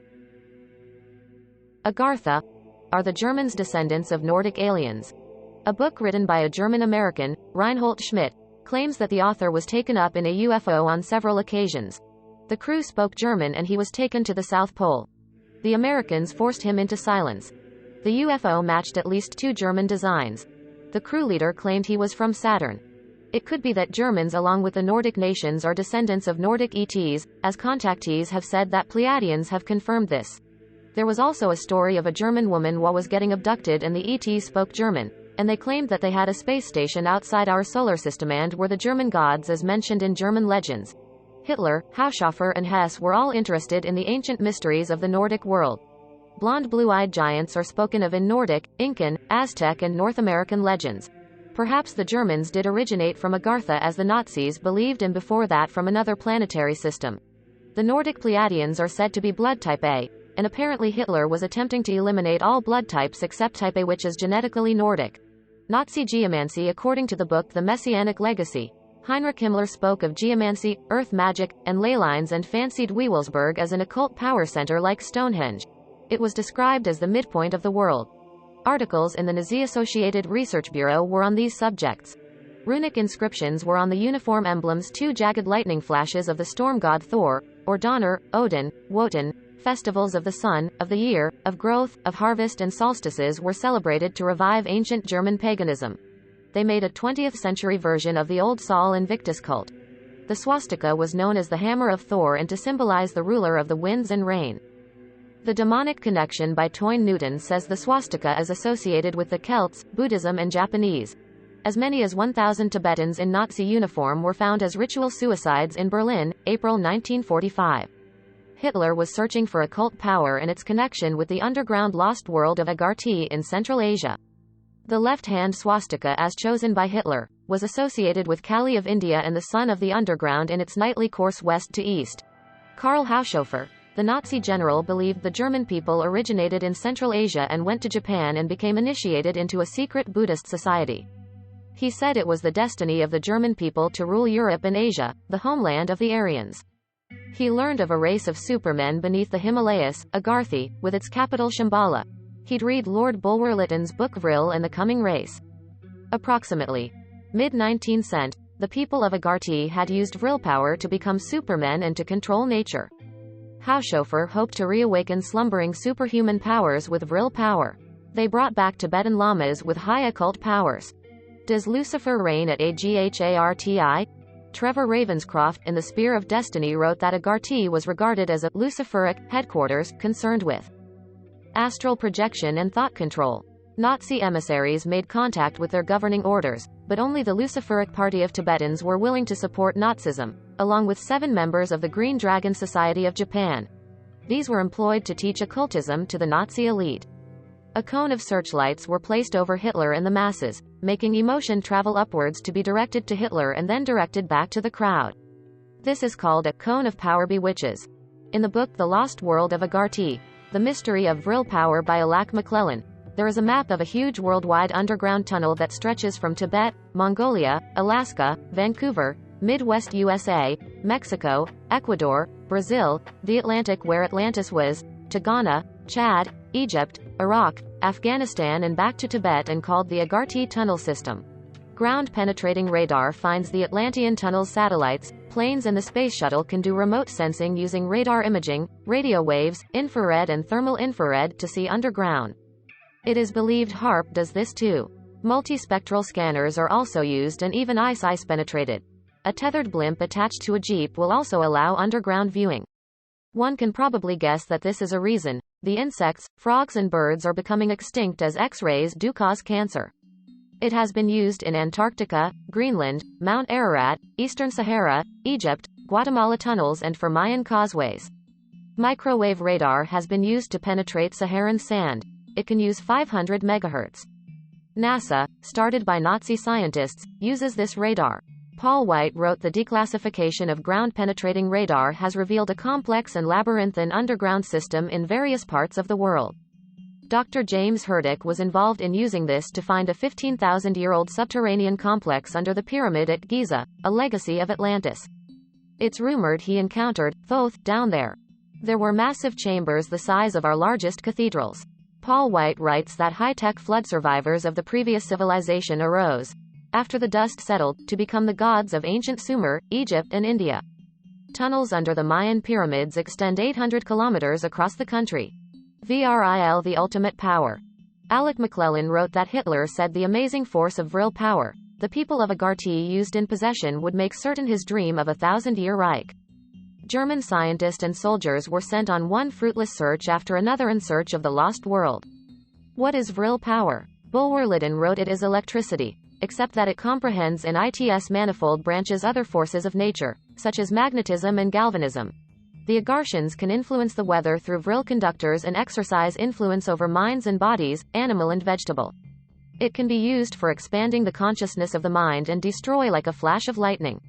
Again, it can replenish, invigorate life, heal and preserve. The underground people used it to re-establish the due equilibrium of the natural power of the body to cure itself. It can also cut through solid rock from a rod and be destructive against enemies. Vril was seen as an enormous reservoir of universal power, some parts of which can be concentrated in the human body. Helena Blavatsky claimed that vril was used by the Atlanteans and Indians, which may explain why cities in India were reduced to ashes by the ancients in their flying machines from ancient Indian texts. One wonders if particle beam weapons compare with more power than a hydrogen bomb can generate. A hollow Earth. One who knows writes that in 1970 the Russians destroyed a UFO base on the China, Soviet, Mongolian frontier with ground-to-air missiles. There were hundreds of UFOs. They had destroyed a secret UFO base of immense proportions consisting of many miles of subterranean tunnels and dozens of pyramid-like structures in the northern area of Mongolia. A supersonic Soviet jet bomber had previously disappeared and almost 200 planes were searching. However, they were confronted by 25 huge UFOs so high up they couldn't get near them. Admiral Byrd's diary of when he went to Antarctica in 1946 tells of an entrance to the hollow Earth at the poles. It has also been said that Byrd's plane was landed artificially and that he was greeted by an ET who spoke German and thought that came from the Ariani. If the Earth is hollow, perhaps it leads to Agartha. One wonders if after the Nazis built their flying discs they went to Agartha to find the king of the world as they had already tried to go by foot previously. Perhaps the Tibetan initiates could go through a dimensional doorway to reach this Sanat Kumara as written by Richard Levitin. The Merovingians. What kind of aliens are at Pine Gap and other U.S. underground bases? Dr. Jean-François Guile says that there is a rumor that a representative of the Greys is found in each of the underground U.S. bases in the southern hemisphere. Branton also writes that according to John Lear, William Cooper, and others that the U.S. government may have made a pact with a predatory non-human race as early as 1933. They later learned to their horror it was extremely malevolent in nature and were merely using the treaties as a means to buy time while they methodically establish certain controls upon the human race, with the ultimate goal of an absolute domination. They are of a neo-saurian nature, i.e. reptoid.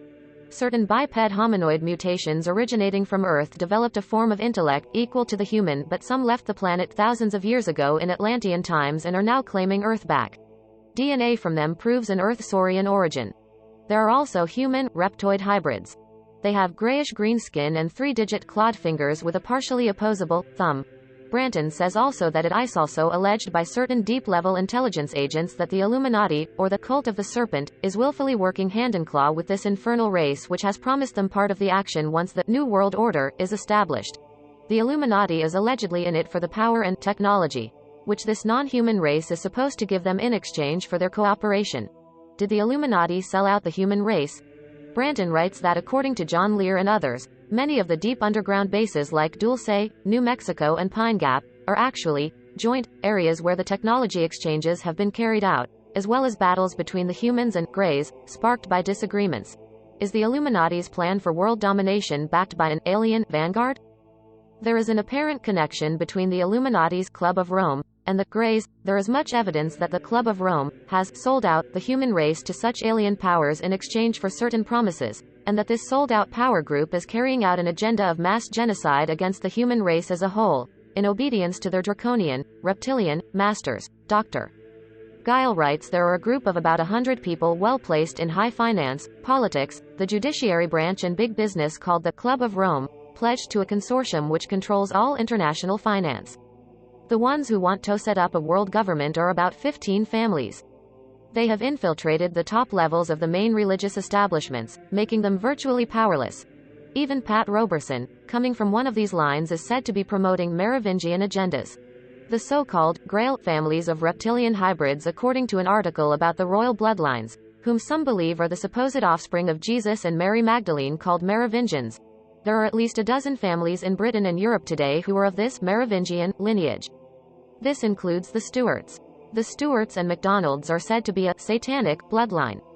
Others say these bloodlines contain both the blood of Jesus and the devil, reptilians, and yet others say they originate from Atlantis or of King David. Some say these royal Merovingians have a gene to shapeshift, and have been witnessed by multitudes of people now to transform into reptilian form during ritual bloodletting ceremonies. These families are powerful in many secret societies, including the Rosicrucians, AMORC, Freemasonry, and the Grand Master of both the Knights of St. John and Knights of Malta must originate from the Stuart dynasty. The book Dope Inc. by Lyndon LaRouche says that the British PM must be a descendant of Robert the Bruce. It's also been said one Irish PM, O'Neill, was actually heir to the throne of Ireland. It's mandatory for any Western leader now to have royal blood. The royal name Stuart appears constantly in the Club of Rome, Council of Foreign Relations, and various impending One World global religious organizations and World Unity organizations. Prince Michael Stuart, head of the European Council of Princes, is involved with helping organize the new European Gaia religion, one universal belief for all. Self-appointed heirs to the world Antichrist throne of power. In Bloodline of the Holy Grail by Lawrence Gardner, it says that the Stuarts are the protectors of the Stone of Destiny, called Jacob's Pillow. It was said to have arrived in Ireland during the Babylonian captivity, taken by King Zedekiah's daughter, who arrived there with the prophet Jeremiah. She married the High King of Ireland. The stone was last reported arriving in Dalriada in Argyll, Scotland, when the brother of the Irish king moved there to start the Scottish Kings. It has also been reported that the real Ark of the Covenant was in Scotland but has now been taken to America, though other arks are also claimed to be the genuine one. The Stone of Destiny is necessary to be the cornerstone of the rebuilt Solomon's Temple, now in prefab form, able to be built in a week and paid for by Merovingian Lord Rothschild, Queen Elizabeth's advisor. So this stone and the Ark of the Covenant are essentials to herald the long-awaited Jewish Messiah when he arrives in Jerusalem. All European royals are descendants of King David now, according to genealogists, and many of these family lines comprise the black nobility of the Bilderberger Group. These Bilderbergers are said to own Pine Gap and the interstellar space fleet and interact with the alien group calling themselves the Council of Nine. The CIA also channeled information from these aliens through the contacts of CIA scientist Andrea Puharich, who was involved with many others in interacting with these ETs, and they claim to be the hierarchy who run the universe and are portrayed in Genesis. Are the Illuminati getting geared up to greet the new Messiah? The Bilderberger Group make the rules to run the planet amongst themselves. Various sources say it is 13 main families and include 75 families with lesser influence. They are generally Freemason or Knights of Malta, including Middle Eastern leaders. As the main power brokers of the world are from King David, of the tribe of Judah, and in league with powerful Jews, g. Lord Rothschild, the coming of the awaited Messiah would be of great interest, especially if they have not accepted Jesus as Messiah. Freemasons at the 33rd degree are told Lucifer is superior to Jesus, according to former initiates of this degree. There is evidence that the Freemasons and various pagan societies are using the Kabbalah to release the right energies to hasten the return of the expected Messiah, determining scientifically the right vibrational frequencies and magnetic field levels around the planet to create the perfect conditions for him to arrive, having been told by the Council of Nine what transmitters are necessary to put around the planet, and what grid lines must be activated where, to ensure the timelines match that which supposedly puts our reality to the frequency of this entity. However, this interpretation of the promised Messiah has been distorted by Theosophy. What these leaders of the secret societies are promoting in their Illuminati-controlled committee of 300 New Age outlets is that the name, Christ, is an office and just a title of a world teacher for the age. The Messiah, Christ, expected by these secret societies and Eastern religions, entwined with Freemasonry and UN, will herald in the Aquarian Age and the Sixth Aryan race, the next root race that supposedly has the stature of supermen and psychic powers. Much of the expectation is to start a golden age where only the chosen race remains in a regenerated world, with inferior races eliminated as disseminated by the groups following Alice Bailey, originally of the Theosophical Society. The ideal world. The Nazis were followers of Theosophical Society teachings, especially where it says that the Aryan race came from Agartha, and were previously pioneers from Atlantis. The Council of Nine ET information is channeled and promoted by the followers of Alice Bailey and also Benjamin Cream, who promotes the entity, supposedly from Sirius according to one source, as holding the office of Christ for the Aquarian Age. Dr. Richard Boylan was told by one of the highest levels of informants in the U.S. national security network called Z. Thath Bilderberg Council, comprised of European royalty, heads of GOFTs, and multinational corporations are interacting with the Council of Nine, a groups of ET representatives from a council of coordination for many extraterrestrial supercivilizations in contact with Earth. Again, Dr. James Hurdick, who once worked for Dr. Andrea Puharich, speaks of the Council of Nine in his book The Keys of Enoch and the plans they have made for the technological future of the human race, after the fallen races have been killed off. What remains are the Christic people, Adamic seed or chosen ones of the 12 tribes of Israel. For the love of Enoch in 1973 Hurdick was praying and a great being appeared calling himself Enoch, and he asked him if he was ready to go into the Father's midst. A great field of light was placed upon his body and he sped upwards to the stars and heaven to Arcturus, the major programming center of the Galactic Council serving the Father, on this side of the galaxy which is under direction of the Council of Nine, the governing body of the local universe. Enoch took him up to heaven to meet the Ancient of Days, face to face. He had flowing white hair and a face of overwhelming love and joy. No doubt this entity was very pleased to locate someone with scientific ability to arrange a technological takeover of the planet, by activating the grid lines controlling the consciousness, reality of all, to the exact specifications of the ET scientists. The timelines of this planet are changed by activating specific grid lines, depending on which route they take. They converge at various places including Montauk, the Pyramid and various power points, flowing in and out of vortexes and back out through the universe. Hurdick was praised to death and told not to let his seed marry with the fallen spiritual races of Earth and, the time was Athend, for the externalization of the hierarchy, an Alice Bailey term. So, his kingdom will come on earth as it is in heaven. Bang goes Christianity. This Ancient of Days, as it were, indiscriminately said all religions, spiritual traditions had to unite for this. Hurdick then claimed to have been Jacob. He claims, the office of the Christ, was established to overcome the creations of the which fell out of the Father's grace through a glorious Prince of Light, Lucifer. The whose creation extended itself to the regions of the outer universe. The glossary says that the priesthood of will dematerialize, transform the sciences at the end of the present time cycle. He claims there are 12 centers throughout the earth using electromedicine. As the Freemasons are said to be in touch with the same aliens from Sirius as the Theosophists, there may be a connection, especially if the Freemasons follow Lucifer at the 33rd degree initiation. Are they too going through time portals, dimensional doorways in their initiations to meet the King of the World at Agartha? They would be wanting to meet Lucifer no doubt, if he is top dog in Freemasonry. Hurdick gave a very detailed explanation in his book about how the universe operates and the preparation for the arrival en masse of the Brotherhood of Light. He very disturbingly forgot to mention any female ever existed. The book has badly drawn pictures of slightly effeminate men with vacant looks on their faces. Collective messiahship and one Christ fits all. Hurdick claims that Jesus is said to have demonstrated the collective messiahship. The Christ over self is the spiritual garment of light, one puts on to behold the mysteries of God's kingdom. We could dismiss this as another channeled book, which has smatterings of the other esoteric works available in 1973, e.g. the Urantia book, Theosophy and Alice Bailey. But when the Dalai Lama calls it the book of the century and writes similar type stuff in his book, we have to ask if the Illuminati, Merovingian religious bigwigs are actually following these technological plans to enact the Second Coming. There is evidence that the Illuminati are following the plan for the externalization of the hierarchy, by technologically creating time portals where they will arrive to take over the planet, from reversing matter and antimatter, and the creation of time rifts by burning through the physical world with nuclear bombs and HAARP's high-frequency radio waves. Hertic claims his trip up to heaven was a Kabbalistic type of higher consciousness experience. There is much evidence that the Illuminati, Freemasons, Theosophists are using the Kabbalah to bring about the patterns of development they require for the stages of consciousness induced to herald and accept the Messiah. Pine Gap is one such example of a dimensional doorway, where communication with ETs does take place as mentioned in the Fortress Australia articles. Hertic's artificial time warp areas in summary.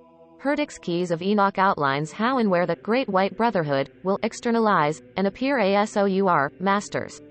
12 specially created artificial time portals have been created by aliens and human hyperdimensional physicists to enable the chosen few to escape the wrath coming to Earth, which will kill the masses, which according to him will be through solar flares and diseases.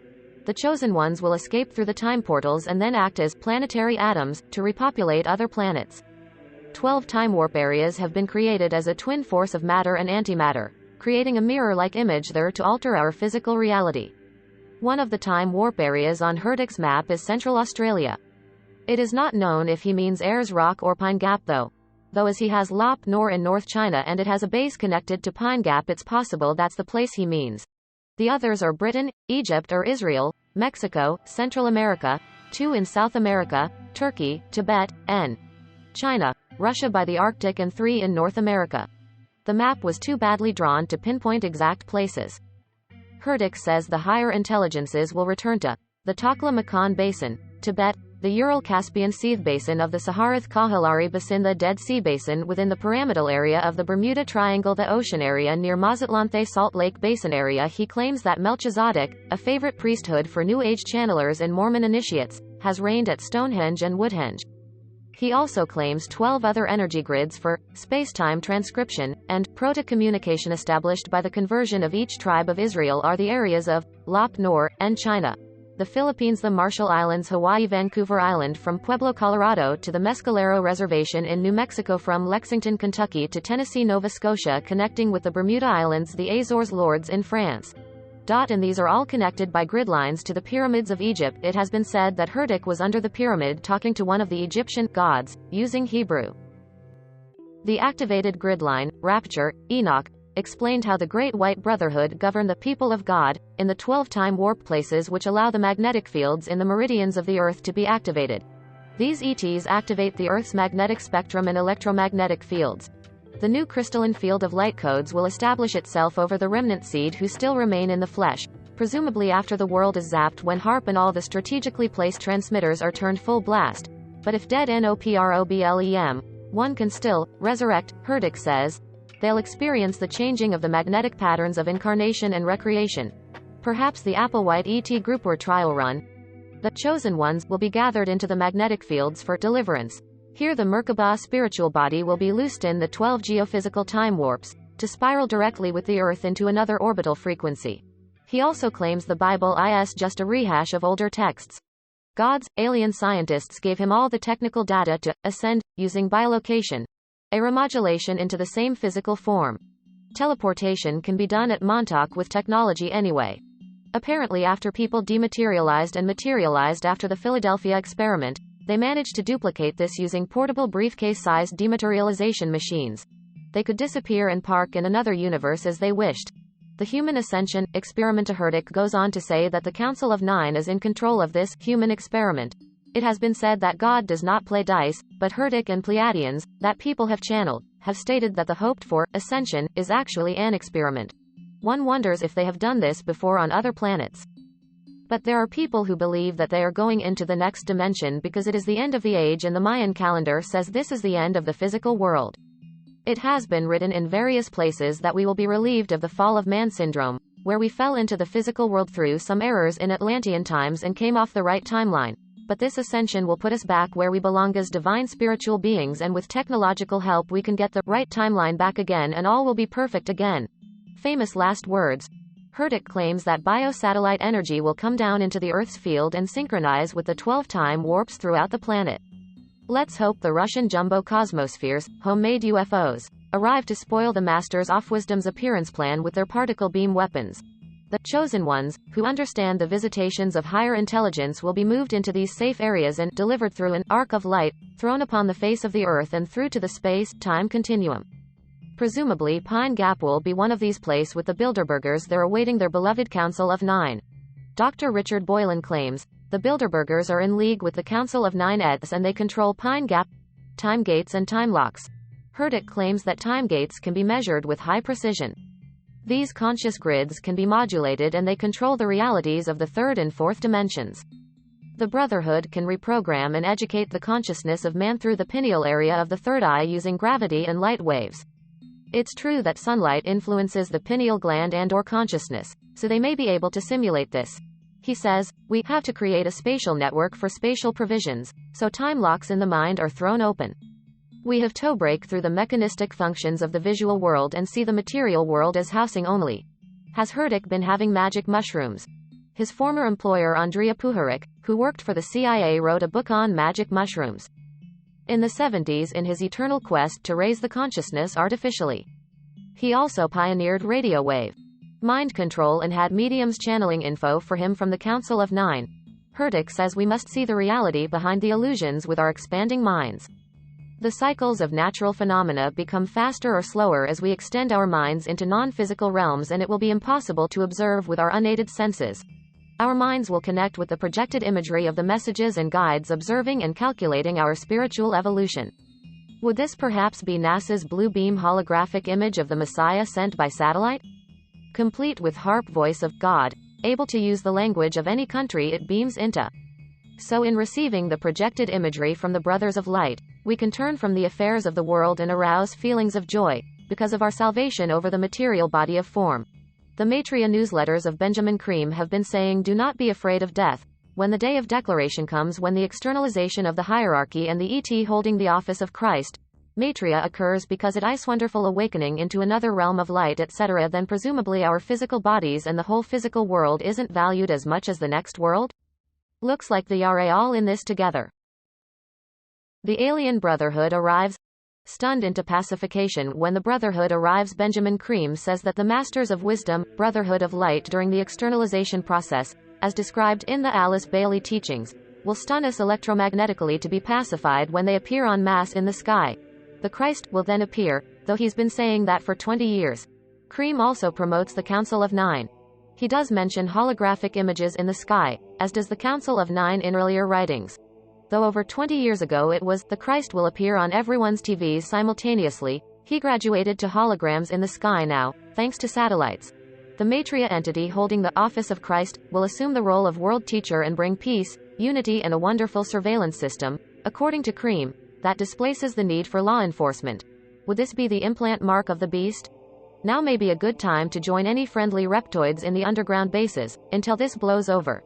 This could be why HARP is sending electromagnetic waves to change the secretions in our pineal glands, to daze us into an altered state and to go headfirst mentally into the next dimension. We are supposed to feel good about losing our grip on the worthless, material world. One wonders if the chemtrails have anything to do with this. They've been said to be altering our DNA, activating the junk DNA to raise the body's vibratory rate. There are plenty of viruses in the chemtrails, including race-specific biological warface and AIDS. It has been said that Aryans won't die from having AIDS, only other races. The Antichrist uses the grid lines to take over our consciousness. Will the entity holding the office of the Christ be using the grid lines to send his energy into everyone's consciousness, like Hitler built a cone of power to take over people's minds? This when the world's grid lines are reset to change our reality, timeline and operating fully. He would need to do this to keep the new reality in place.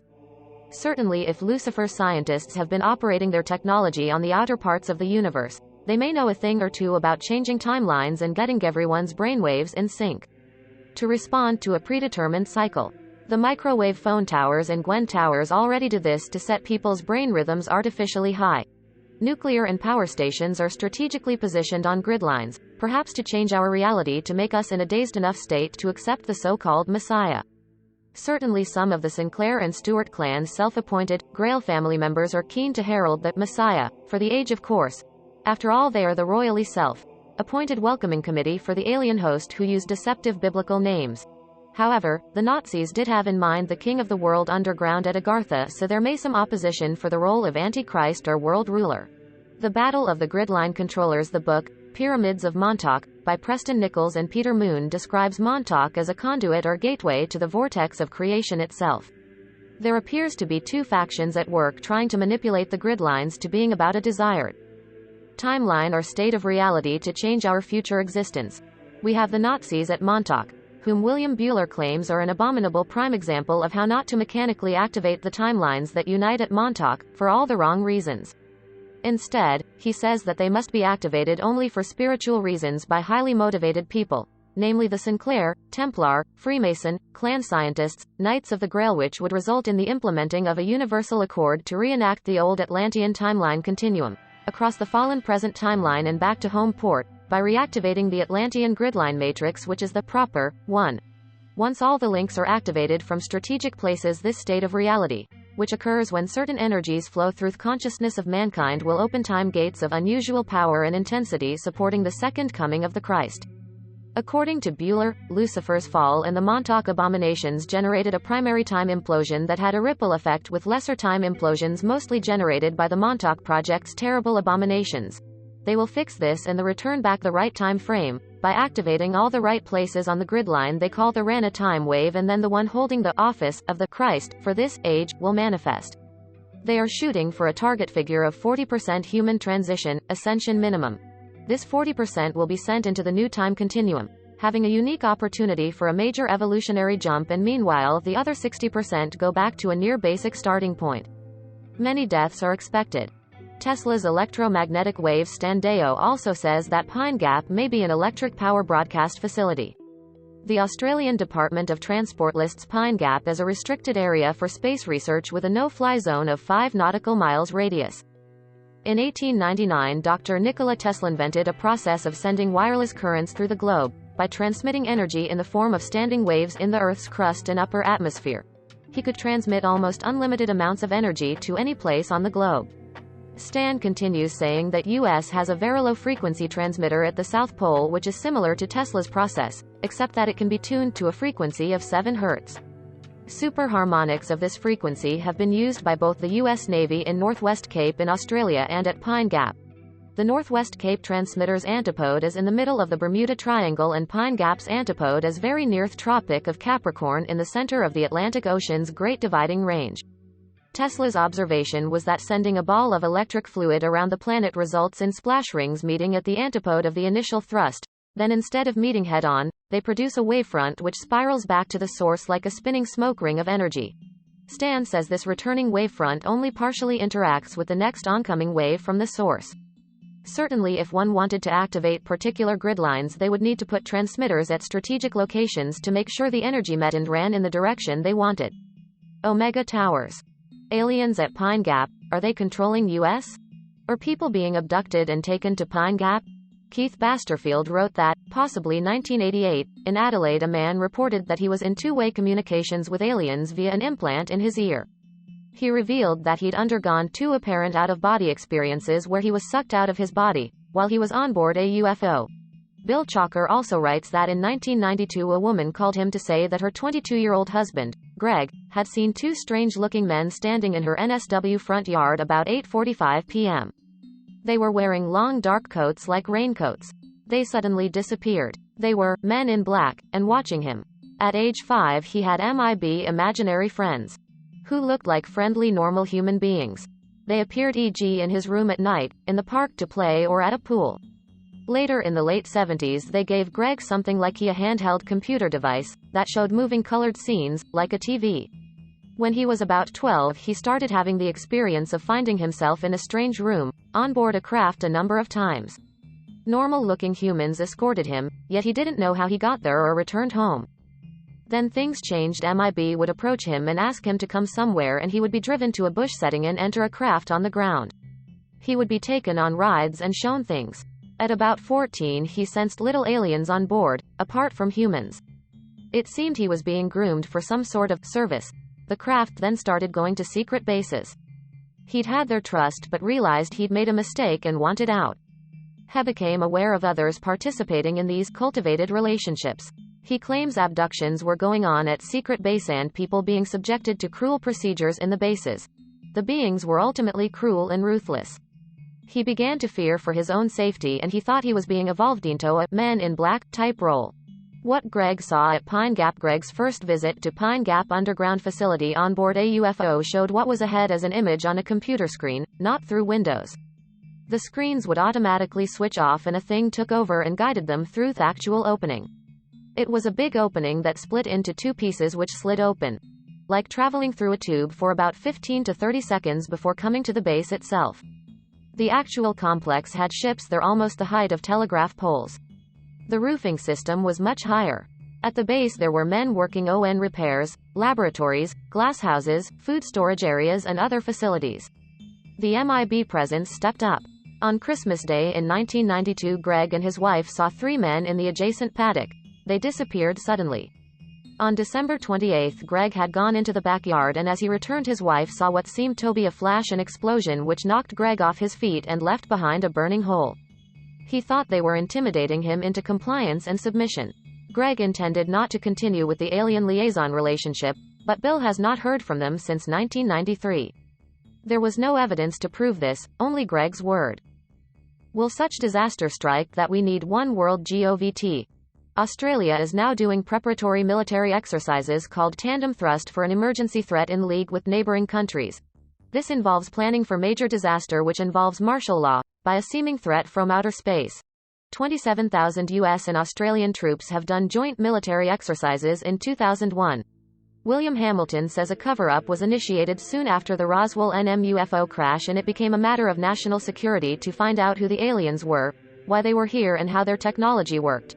It involved secret organizations within the U.S. government, MJ-12, Pi-40, MAGI, Delta, the Jason Scholars, Naval Intelligence, Air Force Office of Special Investigation, the Defense Investigative Service, the CIA, NSA and more. It also involved think tanks such as RAND, the Ford Foundation, the Aspen Institute, Brookings Institute and corporations such as Bechtel, GE, ITT, Amoco, Northrop, Lockheed and many others. It involved secret societies, the Illuminati, Freemasons, Knights of Malta, etc. The whole of this conspiracy forms an interlocking nexus.